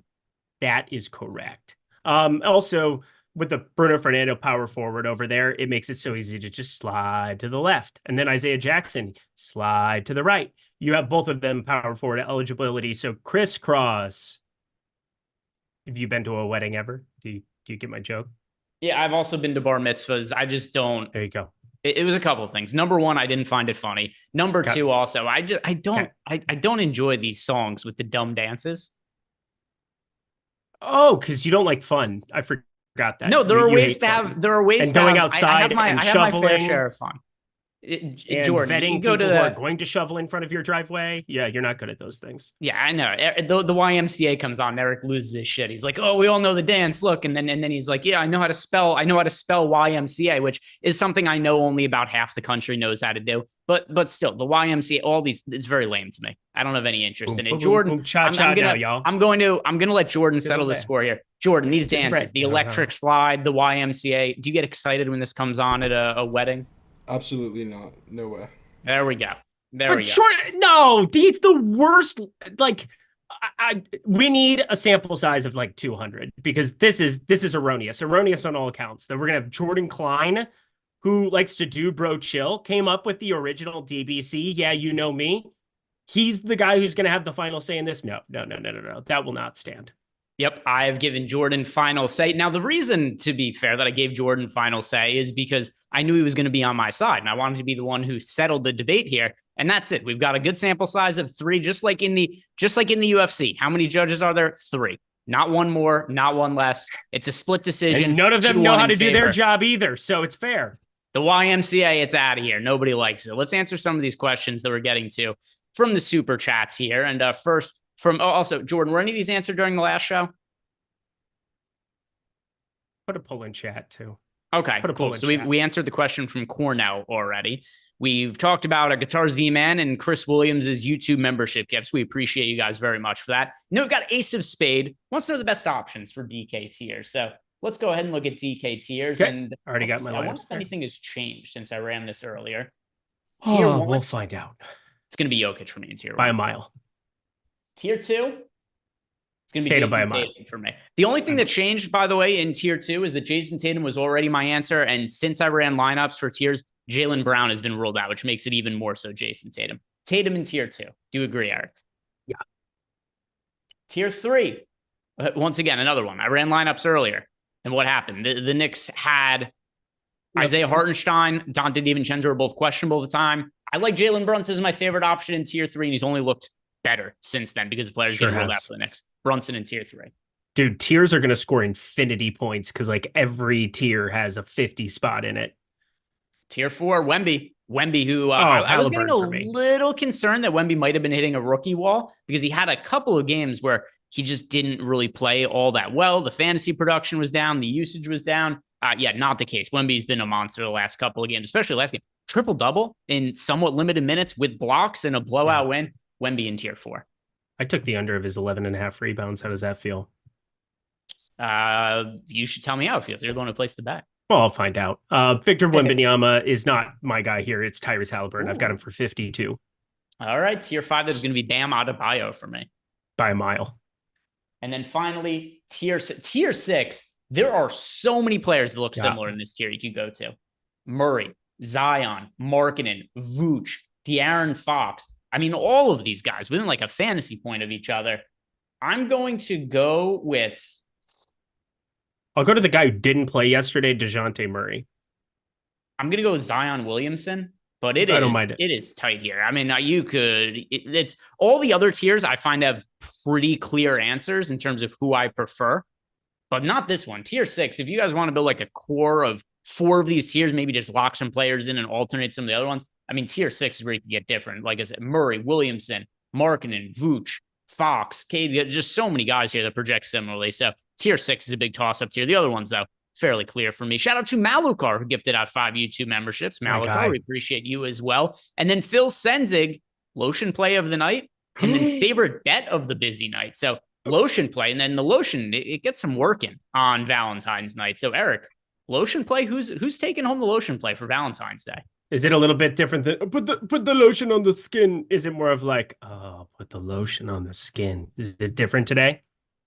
It depends, because I still think you could read it in the exact same tone you normally do, and it just kind of feels a little bit different though. It's creepy. Pretty creepy. But we have eternal value. We have like eternal value now. We have lots of value, and I gotta say, we'll get to the Bruno Fernando spot because I do not feel nearly as comfortable as everybody else does with Bruno Fernando today. I will make today's lotion play Jason Tatum. 9,600, same matchup as yesterday. No Brown, no Horford, no problem. You have Jason Tatum. Hi, hello. I'm gonna go with Alec Burks. There are just so many guys who are out for the Knicks, and I mean, you can make a case that Burks should be like a 7K player in this spot with this many guys out for the Knicks, the amount of minutes that Thibodeau is likely to play him today. So Alec Burks, my favorite overall value plays on the night. That is going to be my lotion play. Thank you for the super chat, Phil. Chris Williams gifted out another 5 YouTube memberships. Mr. Biggs, Chris, as always, thank you for the support. Mr. Biggs, Biggz, wants to know who's the Viagra play of the night. Eric, who's going to absolutely fuck your lineups tonight? The Viagra play of the night. That's the Viagra play of the night? I haven't heard that one yet. It's a new one. It's shown up for Valentine's Day, and I've decided this is who's shit. gonna stick it up the pooper and ruin your lineups. Shit. Who's gonna destroy your night? Oh, no. Oh. Who's gonna have the poop falling out of you tomorrow morning? Viagra play of the night. I have so much Kristaps Porzingis right now. He's probably gonna put it in a play. He's tall too. It's a lot of work. He's also got some questionable history with indiscretion. So yeah, this is a guy here in Kristaps Porzingis. He might ruin you. He might ruin you tonight. We are bringing pop culture into this. There it is. There it is. Yeah, I don't know if I characterize that as a pop culture. I'm gonna say, all right, here's something I'm getting a lot of, Eric, that makes me feel uncomfortable, which I think is perfect for this segment. Tyrese Halliburton. I love Halliburton tonight. And he's somebody who I really do think the minutes, speaking of Viagra, this is a guy whose playing time should be on the come up. This is a guy who I really think we should be getting more minutes from sooner rather than later. And it just doesn't happen. There's been multiple times where I've predicted it's going to be, here's the Halliburton night. Here's the time that I want to be getting Halliburton into my lineups. And they just do like weird shit with his minutes. So for example, he plays 29 minutes against the Houston Rockets. Follow-up game, only plays 25 against the Golden State Warriors. Then we see him get back up to 30 against the Knicks, 34 last time out against the Charlotte Hornets. So don't screw me here. Rick Carlisle, Tyrese Halliburton, Indiana Pacers. Don't screw me. But I'm getting to a good amount of Tyrese Halliburton, but I recognize there could be some potential downside in there. So he's the guy who I'm most concerned is going to just absolutely screw me tonight. So my Viagra play of the night is Tyrese Halliburton. I don't really know exactly what the Viagra play of the night was going to be, but we have to improvise on these things. We have to insert our own kind of opinion. So that's where I'm going with there. Anthony Maselli. Fake news in the chat, by the way. No fake news. That was not nice. Don't do that.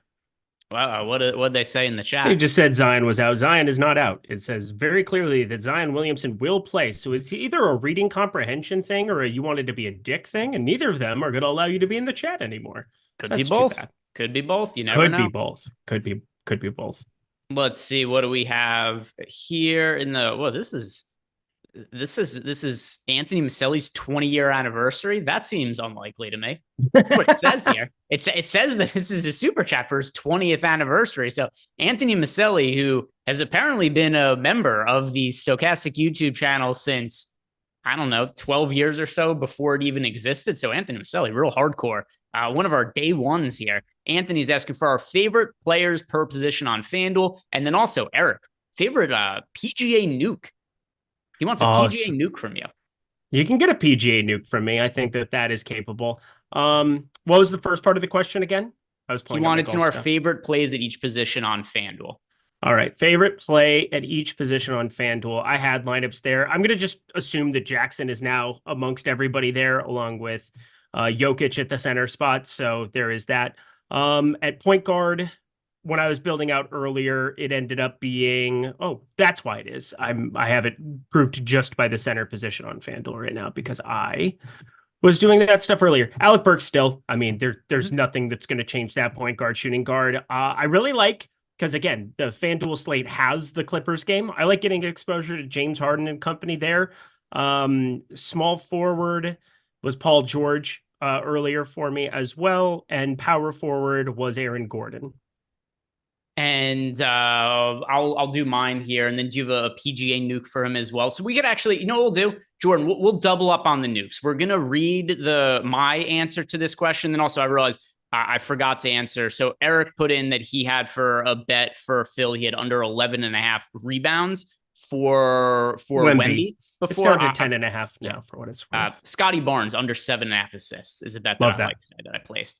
So nice. I'll read off my FanDuel players by position. Then Jordan, you're going to play the animation. Eric is going to do a PGA nuke. Then I'll do my NBA DFS nuke. Then we'll go back to Eric for his NBA nuke of the night.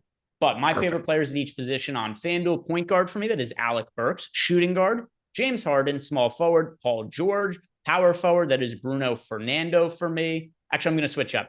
Power forward, Jovic for me. Center, Bruno Fernando. Those are my favorite plays at each position on FanDuel. And with that in mind, hit the animation, Jordan. It is time for the nuke of the night. Everybody gets turned on by different things on Valentine's Day. For Eric, it's his penis getting blown off. All right, started off, Eric, with the PGA side of things. Who's your PGA nuke for the Genesis tomorrow? And then we'll get back to our NBA conversation. You don't have to put too much analysis to it.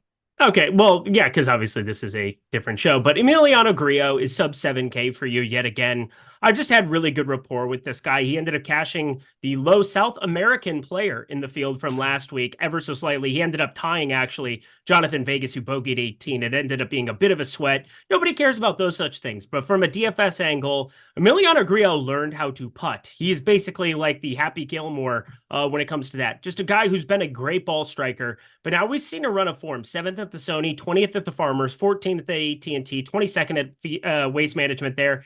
Gaining crazy amount with the irons, and the putter was negative last week for the first time in 4 weeks. So like for me, just buy back in on Emiliano in this field, sub 7K, still not appropriately priced. So firing him up in bulk for PGA DFS this week. All right. Emiliano Grillo. I did put out a Sims video on Twitter earlier, but I haven't finalized my lineups to really know who I'm going after in golf. And I've been super profitable in golf this year because of our Sims tool, but I don't know shit about PGA DFS. So I just play whatever the Sims tell me to. And sometimes Sims likes better. him this week for what it's worth. Cool. He was showing up for me. That is good to know. For my nuke of the night, how can I not go back to somebody who's just treated me so well this year, Eric? Wemby. We're really going to get Wemby, honestly, with infinite value. Wemby's going to be sub 10% owned. I know his price point has come up. He's $9,200 on DraftKings now. Over on FanDuel, Wemby is 10,400. But his defensive stat upside is so insane on FanDuel that he's well worth the extra price tag on FanDuel anyway. But we've seen the ceiling is the limit for Wembanyama. We are getting around 30 minutes from him in competitive games now. At his points per minute rate, which is getting higher as the season goes on here, because earlier in the year, he was, just a 19-year-old rookie, and now he's getting more experience in the NBA, and just the growth rate is astronomical for him. He's going to be one of the, if not the best fantasy producers that we've ever seen from a DFS standpoint. Whatever you think about his real life promise, I'm pretty high on him. Some people are.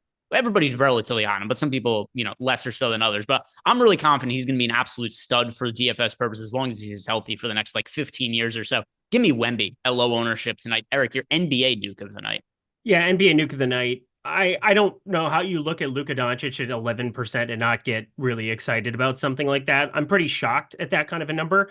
I know Jokic is getting all the ownership. With no Jamal Murray, makes all the sense against Sacramento that's on a back-to-back, Denver there at home. I get it. I want to get to him too, but you can play both of them. It's not too difficult today with the lineups to get to a Luka Doncic here. It's sitting at 10.8%. So how about this? Same game environment, same kind of ownership that Wemby's getting here. Luka Doncic nuke of the night. All right, Luka. That is the answer there for Eric. And oh my God, Jorge Jacomi gifted out 50 YouTube memberships. What? Jorge, crazy in there. We've got how many YouTube memberships that have been gifted out here over the course of the show. Nobody can even do this, man. These are impossible numbers to calculate. Somebody gave it 50. We got a 10 YouTube membership gift, 5 from Alucard here, 5 from Chris Williams, another 5 from Chris Williams. Now I mentioned the 10 from Guitar. Nobody could have these kind of numbers. You need a calculator with a gigantic screen to do the kind of addition. To divide. Yeah, thank you guys very much for all the support. Inside and realize that real guys go for real. Down to Miles girls. I know. All right, so that is a song that I really do like in general, but not your rendition of it. Okay, that's fair. Jordan it was set up so perfectly. I had to do it. Jordan had to take his headphones off. That Jordan took his cans off because he was like, "Oh no, this is terrible. My eardrums, they're bleeding." Let's see what else we have in here. Super chat from RADM. Guys, another prop question. Trey Man over 4.5 rebounds seems way too low. No, considering the Hawks are top 3 in rebounds allowed, and he's playing 30 minutes. Trey Man, I think that rebound prop is actually pretty fair. I know that we saw the what was it, last game, or was it 2 games ago that Trey Man had the big rebound number? Yeah, it was last game. He had 9 rebounds, but this is not a guy over the course of his career who's been a prolific rebounder by any stretch at all. So actually overall for the year, Trey Man plays 12 minutes per game and is averaging 2.5 rebounds in those minutes. So I know that does seem pretty good, but if you go back and look at last year, we saw Trey Man last year play 18 minutes per game, 2.3 rebounds on a little bit of a larger sample size. And he's not somebody I really do expect to play 36 minutes. I think the line's fairly fair. I don't look at over 4.5 rebounds as some kind of smash. Do you? Nope, not at all. And let's see what we have next. Jorge Giacomi says, given all the value we have, what are our thoughts on playing Jokic and Luka together? Well, I like Luka quite a bit. Luka is, sorry, I should say I like Jokic quite a bit. Yeah. Jokic, like both of them. Very much of. So there are other. Short answer, I don't have an issue with it. Longer answer is I prefer other spend up options. So Jokic, I do like. Luke, I'm not getting a ton of. My favorite spend up options on the slate are Jokic and Tatum. If you had to play two of them, I'll go Jokic and Tatum. I love Tatum too. Again, I'm getting over the field on all of them. It is not that hard. Like it truly is.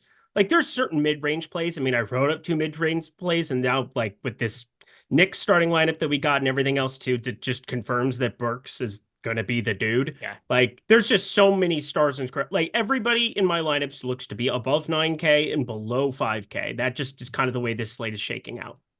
Yeah, no surprises from the Knicks starting lineup, which we have as Jalen Brunson, Alec Burks, Josh Hart, Precious Achiuwa, as well as Sims. Josh Hart, is there a Valentine's Day narrative here? Josh Hart, you just blindly play Josh Hart because it's Valentine's Day, Eric? I will not do that. And that made me cringe. So that's not good. There are so many play. Everybody from other than Jericho Sims, everybody in the Knicks starting lineup is in play today. That is correct. I'm telling you, I just reran the Sims again. Jokic, Doncic, Tatum, Halliburton. Like it is so easy to get to these guys on today's slate. And Fernando is starting. That was the thing I was waiting for, because there was a part of me that thought that he might not, in the event that they just said, oh, you're going to only go out and you're going to play the same kind of role.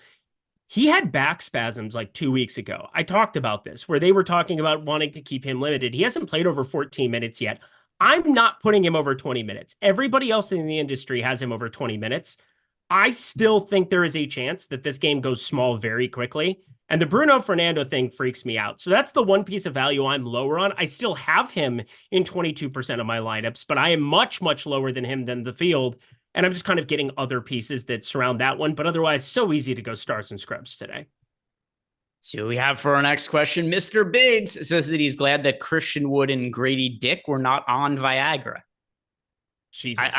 I appreciate the support, Mr. Biggs. You got to work on your joke writing a little bit. Yeah. Because this was very much shoehorned and it doesn't have a punchline. I appreciate the super chat though. If you got a question, you don't even have to leave us another super chat. You just throw it in the YouTube chat and I will answer it for you. But this one, it was like a 2 out of 10. And I'm probably being generous with that if we're being honest. Phil Still wants to know, would we play Fernando and Isaiah Jackson in the same lineup? Yeah, no problem with that. No problem with it. Phil Senzig, heartbreaker and love maker of the night. What?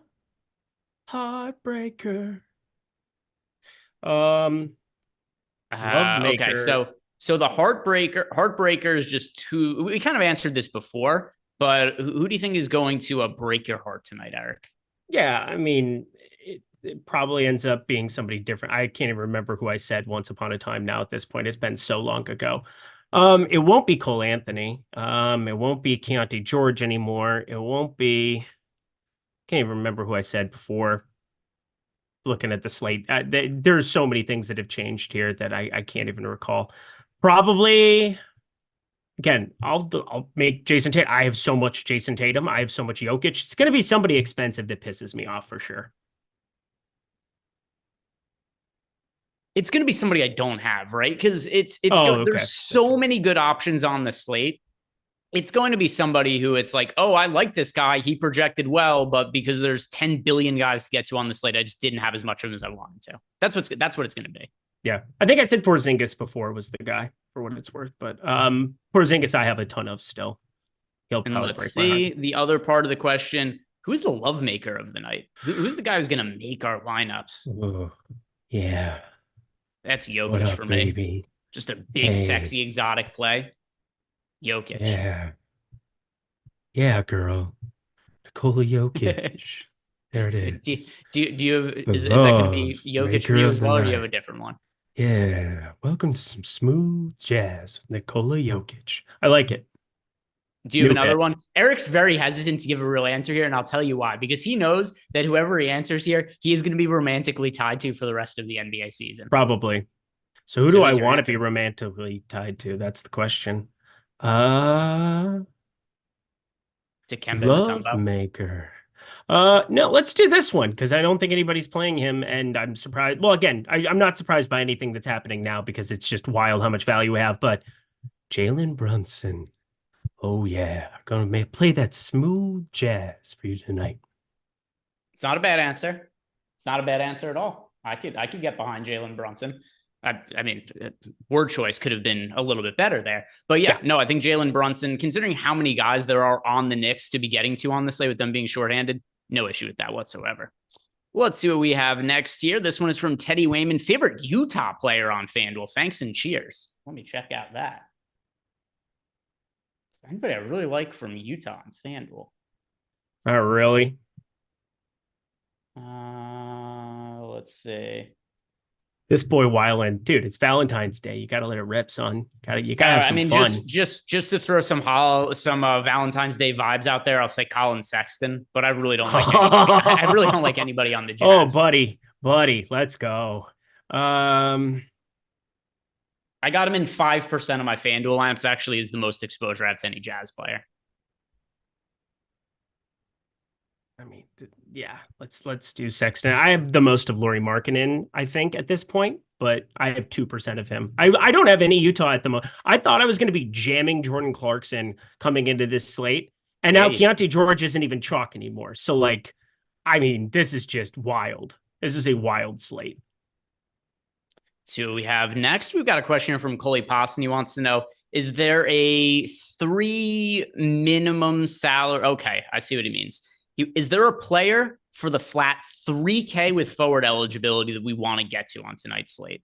Yeah, but there's a 3,100 Jovic, so just play him. I had 100, like nearly 100% yesterday, and you should have like nearly that today. I have 88% right now. I totally agree with Eric. There's so much good value on the slate, and the guys that Coley Poston's bringing up, he's like, should I play Svi or should I play O'Shea Brissett? Nope. Nah. None of them. You need them, to Eric's point, if you're going to play one of these, like, you need them to outscore Jovic. Yep. It's not all that likely. Not all that likely at all. So different slate.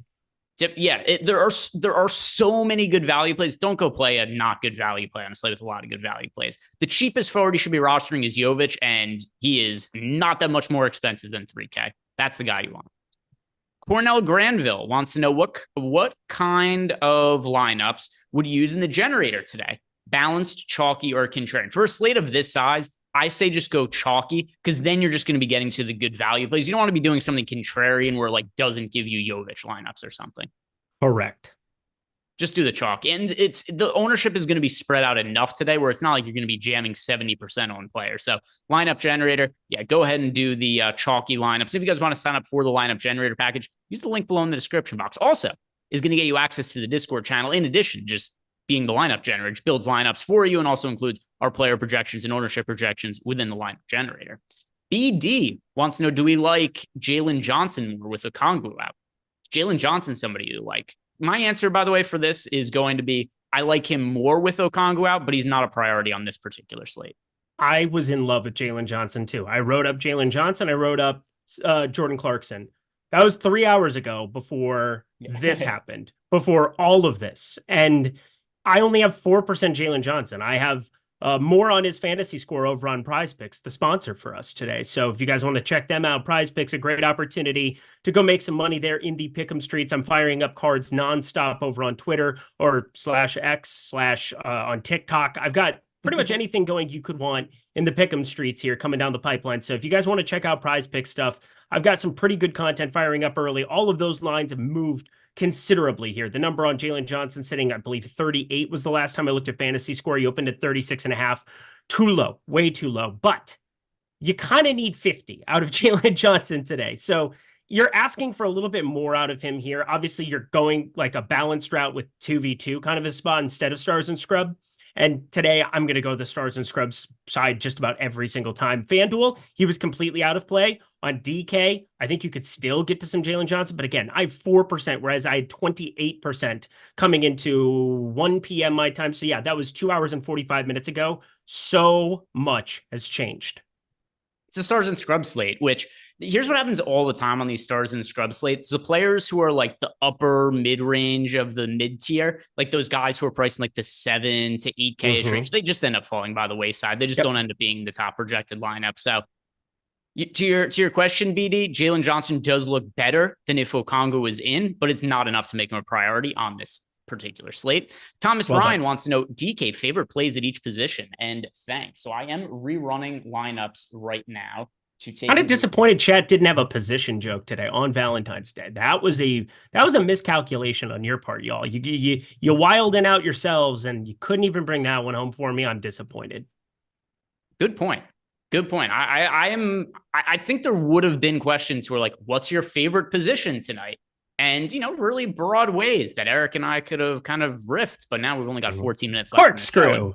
Who's got time for that? But updated here, Eric. So let's go over this question from Thomas Ryan. He wants to know, who are our favorite plays at each position on DraftKings? So let's start with point guard. Oh, Darius Garland is playing. They kind of actually need him to play today. That's they had Wade out, Merrill out. I know that's not going to change anything, but I was having a Donovan Mitchell place, there was a part of my mind where I was thinking about jamming some Donovan Mitchell if we got that news late. Don't have to think about it anymore. Favorite plays at each position, Eric? Oh, sorry. What do you have at point guard for us? I was trying to be helpful. I love Alec Burks at point guard, shooting guard. It's hard to not like him today. $4,800. The Knicks, and I answered him because we got this question for FanDuel before, and I gave the same answer. It's not any different for DraftKings. Alec Burks is just way underpriced on the slate. He was also, amongst all the skits and bits we do, he's one of my answers for one of the other questions. So Alec Burks, he's starting for the Knicks. He's probably going to play 40 minutes or somewhere around 40 minutes for the Knicks tonight. Jam him in today. Somebody you want to be playing. Shooting guard. What do you have for us at shooting guard? I said it's going to be Burks again. That's just kind of the way that this slate is. You're just playing a ton of them. Is there anybody else that you would throw in as a guard option then? Yeah, I'll throw in, because it's pretty flat there. I like Amin Thompson, 6,500 against Memphis. This is a spot where the minutes are just certain. He's nearly a 1.1 fantasy point per minute guy, and now playing 33 minutes, 34 minutes in competitive spots or competitive-ish spots. Even without the usage, he's going to knock down some threes eventually here and really destroy a slate. Yeah, so for me at shooting guard, that is going to be Duncan Robinson, once again playing an elevated role for the Miami Heat tonight. At small forward, Jason Tatum for me. How about yourself? Tatum. And then if I go and look at Jovic, power forward, easy. Power forward, yeah. Jovic, an easy one. Center, Isaiah Jackson. Also, Jokic, great spend-up option. So going to give you two centers there. Isaiah Jackson, Jokic. There's a lot of really, really strong points per dollar plays. Beautiful. DK Cash question from Cheersboro. He wants to know, for DK Cash, last man in, Brunson or Halliburton? For a cash game, I'm going to say Brunson. Halliburton clearly has a massive ceiling, but I just wouldn't be comfortable playing him in a cash game, just the way that his minutes get jerked around a little bit. So I'm going to answer Brunson. I love Halliburton in tournaments, though. Maxi Kleba ruled out. That's kind of a weird one. Toe injury. Yeah. Also, do you have a preference between Halliburton and Brunson? Keeping in mind, this is a cash question, not a... yeah, so I was just trying to contemplate that. I would be going Halliburton. He's 8,900, so I think it has more to do with the price that I would probably be getting to him. I think cash is so easy. You're playing Burks, you're playing Jovic, you're playing Jackson, you're playing Jokic, and then you're filling in those other three spots in some capacity. I would be inclined to see if there was a path where I got to Doncic, but I don't know if that exists here because I'm looking at my optimal. I don't even have a ton of Buddy Hield, and yet Buddy Hield is showing up in my optimal right now. So that is what it is. I would be trying to find ways to just extreme stars and scrubs this with all of the pieces of value that we have at our disposal. And again, the one weird thing I would have for cash today, I don't think anybody else would have. Well, maybe they wouldn't at this point because you can only play two centers. Bruno Fernando, I wouldn't have played in cash either way because I think there's a massive minutes downside, but you're playing Jackson and Jokic in cash now. So enjoy those five, fill in your other three spots. Yeah, I mean, earlier in the day, I was building lineups. I would get to, I mean, even earlier in the show when I came into it, I had a bunch of exposure to Bruno Fernando. And then what happens? We get Isaiah Jackson as an option. We've already got Jokic, who are like as a pay up option. And then it just pretty quickly, Bruno Fernando, still somebody to get to, but he does fall by the wayside relative to how he projected earlier in the day. Let's get into the Discord channel now. And if you guys do want access to the Discord, just sign up to any package we have at stokastic.com. That is going to get you access to our Discord channel. You can ask us questions whenever you want throughout the day or after the slate ends up kicking off. So show here is going to be over in 10 minutes, but be hanging out in Discord after that. Master PJ wants to know, with all of this additional value opening up, is Cole Anthony still worth loading up on? Are you loading up on Cole Anthony tonight, Eric? No, I am not. Let's see. So I just ran the final version of my lineups. I'm getting to quite a bit of Cole Anthony, actually, so I don't have an issue with it. I'm 16%, so I'm under. Yeah, I like Cole Anthony. I don't mind it. MS Media is asking who's going to break his heart on Valentine's Day, his absolute don't play of the day. Is there a player who you just look at and be like, I have to fade this guy? Not really. Not anybody who's pulling any kind of considerable ownership. I guess the thing you have to ask yourself as you're building out lineups, this is a really hard hand building day for people who are trying to go out of their way to like, there's no like spot you're going to gravitate towards, like in terms of contrarian piece. Like there's so many different plays that exist in the range to try to take different, 2v2 type shots. But like the chalk is so good. The chalk is so damn good. I don't know if there's anybody that it's like, I'm just vehemently against that's chalk right now. Because even like Fernando, I can make a case for him. It's just that he was going to be exponentially more popular. Now he's not even that popular, so I don't have to worry about it. I'll tell you one guy who I was getting to a lot of before that I'm not now with pretty good reason is Bam Adebayo. There's a massive ceiling for Bam, but he's just lost in all the center value and Jokic being a spend up option. I'm screwed tonight if Bam goes out and puts up like one of those, 55, 60 fantasy point games, but he's somebody who's just really gotten lost in the shuffle for me. Yep. Good call. And let's see, we've got Champino 26, top 2 plays on DK at each position. All right. Top 2 plays he wants to know. Top 2. Let's go. All right. I've got my lineups all done now. 8 minutes left. That's good. And I haven't seen any news come through. I've just tried to I know it seems like I'm interjecting a little bit, but it's partially just because I know there's a million things to do for you hosting there. Alec Burks and Keontae George right now for me, point guard. Alec Burks and Cole Anthony for me at point guard. All right. Alec Burks, Amin Thompson. That is going to be Alec Burks and Duncan Robinson for me at shooting guard. Small forward. Tatum Robinson. Yep. Tatum and Robinson for me as well. Power forward. Jovic Tatum. That is also Jovic and Tatum for me. And center, I feel like we're going to be the same at this one as well. Jackson Jokic. So technically it is Jackson and Jovic for me, but I'll go Jackson and Jokic after Jovic there. So there we have it. My top 2 players at each position there on DK. Phil Senzig wants to know Dinwiddie on FanDuel. I don't know that you need to go to Spencer Dinwiddie today.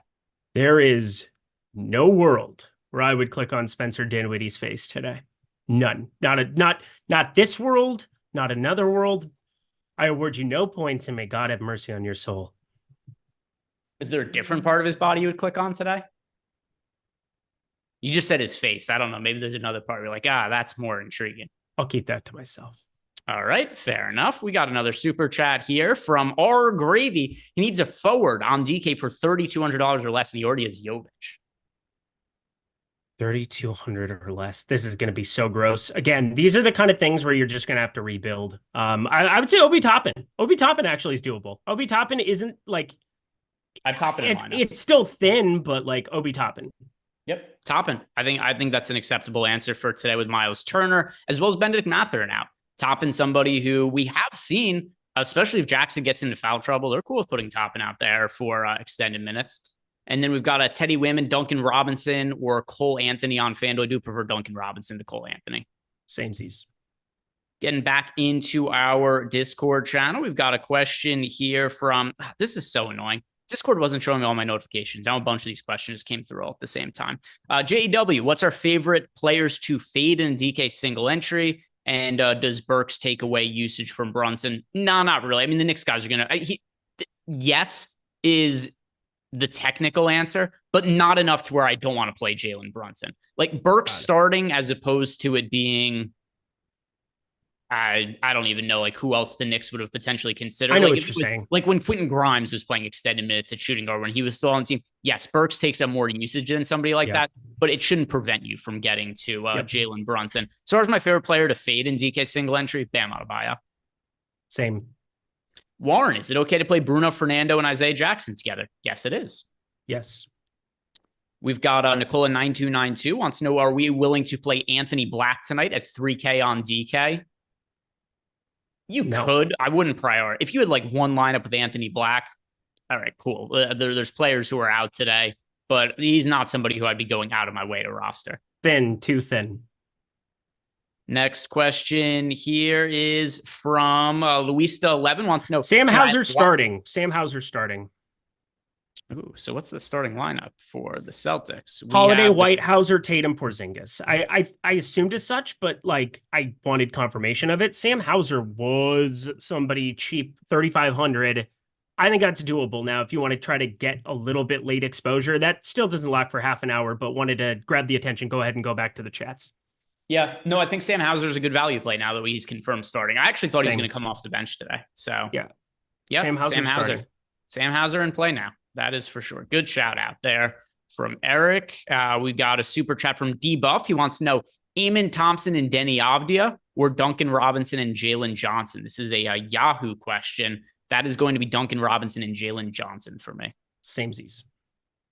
And let's see what we have here next. We've got one from Rico Rod 1980. He wants to know best FanDuel single entry plays by position. Yeah, let me go back to FanDuel and see what I had for FanDuel site.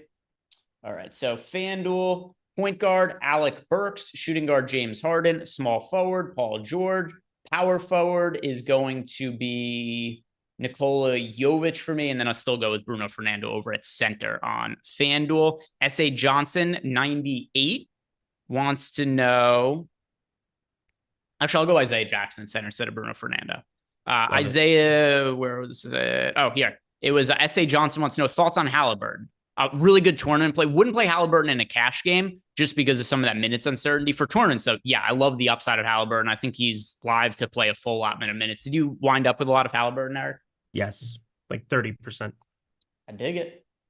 All right, let me upload these lineups. Yeah, get those Built in. the lineups, just didn't upload them. Yeah, I just had to get one edit in for all of that madness. And there we go. I feel good about this slate, actually. I feel weirdly, suspiciously good about this slate. Okay. All right. Eric taking everything down tonight. So now rapid fire to get through the rest of these questions. Jets World, best Nick play for tonight on DK. Alec Burks. Yes, Burks. Not Burks. Keep going. Melissa H getting 90% of Halliburton. Should I do a negative boost? Also, please tell her to never use the creepy voice again. Fair enough. That is, if you're going to take a stand on Halliburton, he is absolute slate breaking upside. I don't have 90% of him. So you could, if you're uncomfortable with the number, lower it. But if the Sims are giving you 90% of them in those lineups, I'm not going to tell you they're wrong. Correct. MS Media wants to know, who is my missionary play of the day? Might be boring, but is dependable. Jokic. Wow. Jokic. Wow. Fits in many ways. Jeez. Yeah, that one. Tensley 207, Wemby and Gilliard or Halliburton and Koulibaly. Don't play Koulibaly or Jacob Gilliard today. No need to at all. Tim Lee, favorite G-Cash plays? What is it? G-Cash? I think maybe means just core cash plays. All right, so core players to be playing in cash games. Burks, Isaiah Jackson, Jovic, and Tatum. Those are 4 players, so I think should be building around in cash games. Love them all. Jorge wants to know what news we're waiting for that'll cause us to run the late swap tool. Boy, it could be a number of things tonight. So we have Jamal Murray is questionable on the injury report right now. We have Is there any? We've got most of the news at this point. The biggest Got a one lot is of going to it. be Jamal Murray and KCP are both questionable for Denver. If they are both out, that could open up some weird value options for Denver. Those are the ones. Fact. But also, LeGrue. not going to matter on the full slate. I wouldn't want to play like a Christian Brown or a Peyton Watson over any of these other value pieces. LeGrue 50 wants to know Obi Toppin and Trey Mann or Cole Anthony and Duncan Robinson. Cole Anthony and Duncan Robinson. Correct. Tinsley is asking Cole Anthony and Wemby or Halliburton and Koulibaly. Cole Anthony and Wemby. And then finally, a Heflove Burks or Mann. Yeah, Burks over Trey Mann for tonight. Guys, thank you very much for watching. If you've not done it, like the video, subscribe to the YouTube shop. If you want to sign up for Prize Picks, the sponsor of our show, not only do you get a deposit bonus of up to $100, but also get access to our Discord channel. You get access to Odd Shopper. You get free subscription to Odd Shopper when you sign up over a Prize Pick. So Eric, who also plays a lot of Prize Picks, drops Prize Pick cards. Probably the first thing we're going to do when we get off of this show is we're going to have Jordan ask Eric who he's playing in Prize Picks today. He's going to hurry to get some lineups in over there. So check out Prize Picks, sign up using our link because that is going to get you access to Odd Shopper for free for 1 month. So guys, thank you very much for watching. If you haven't done it, like the video, subscribe to the YouTube channel. Have a great night. We'll see you back here tomorrow. Final slate before the All-Star break.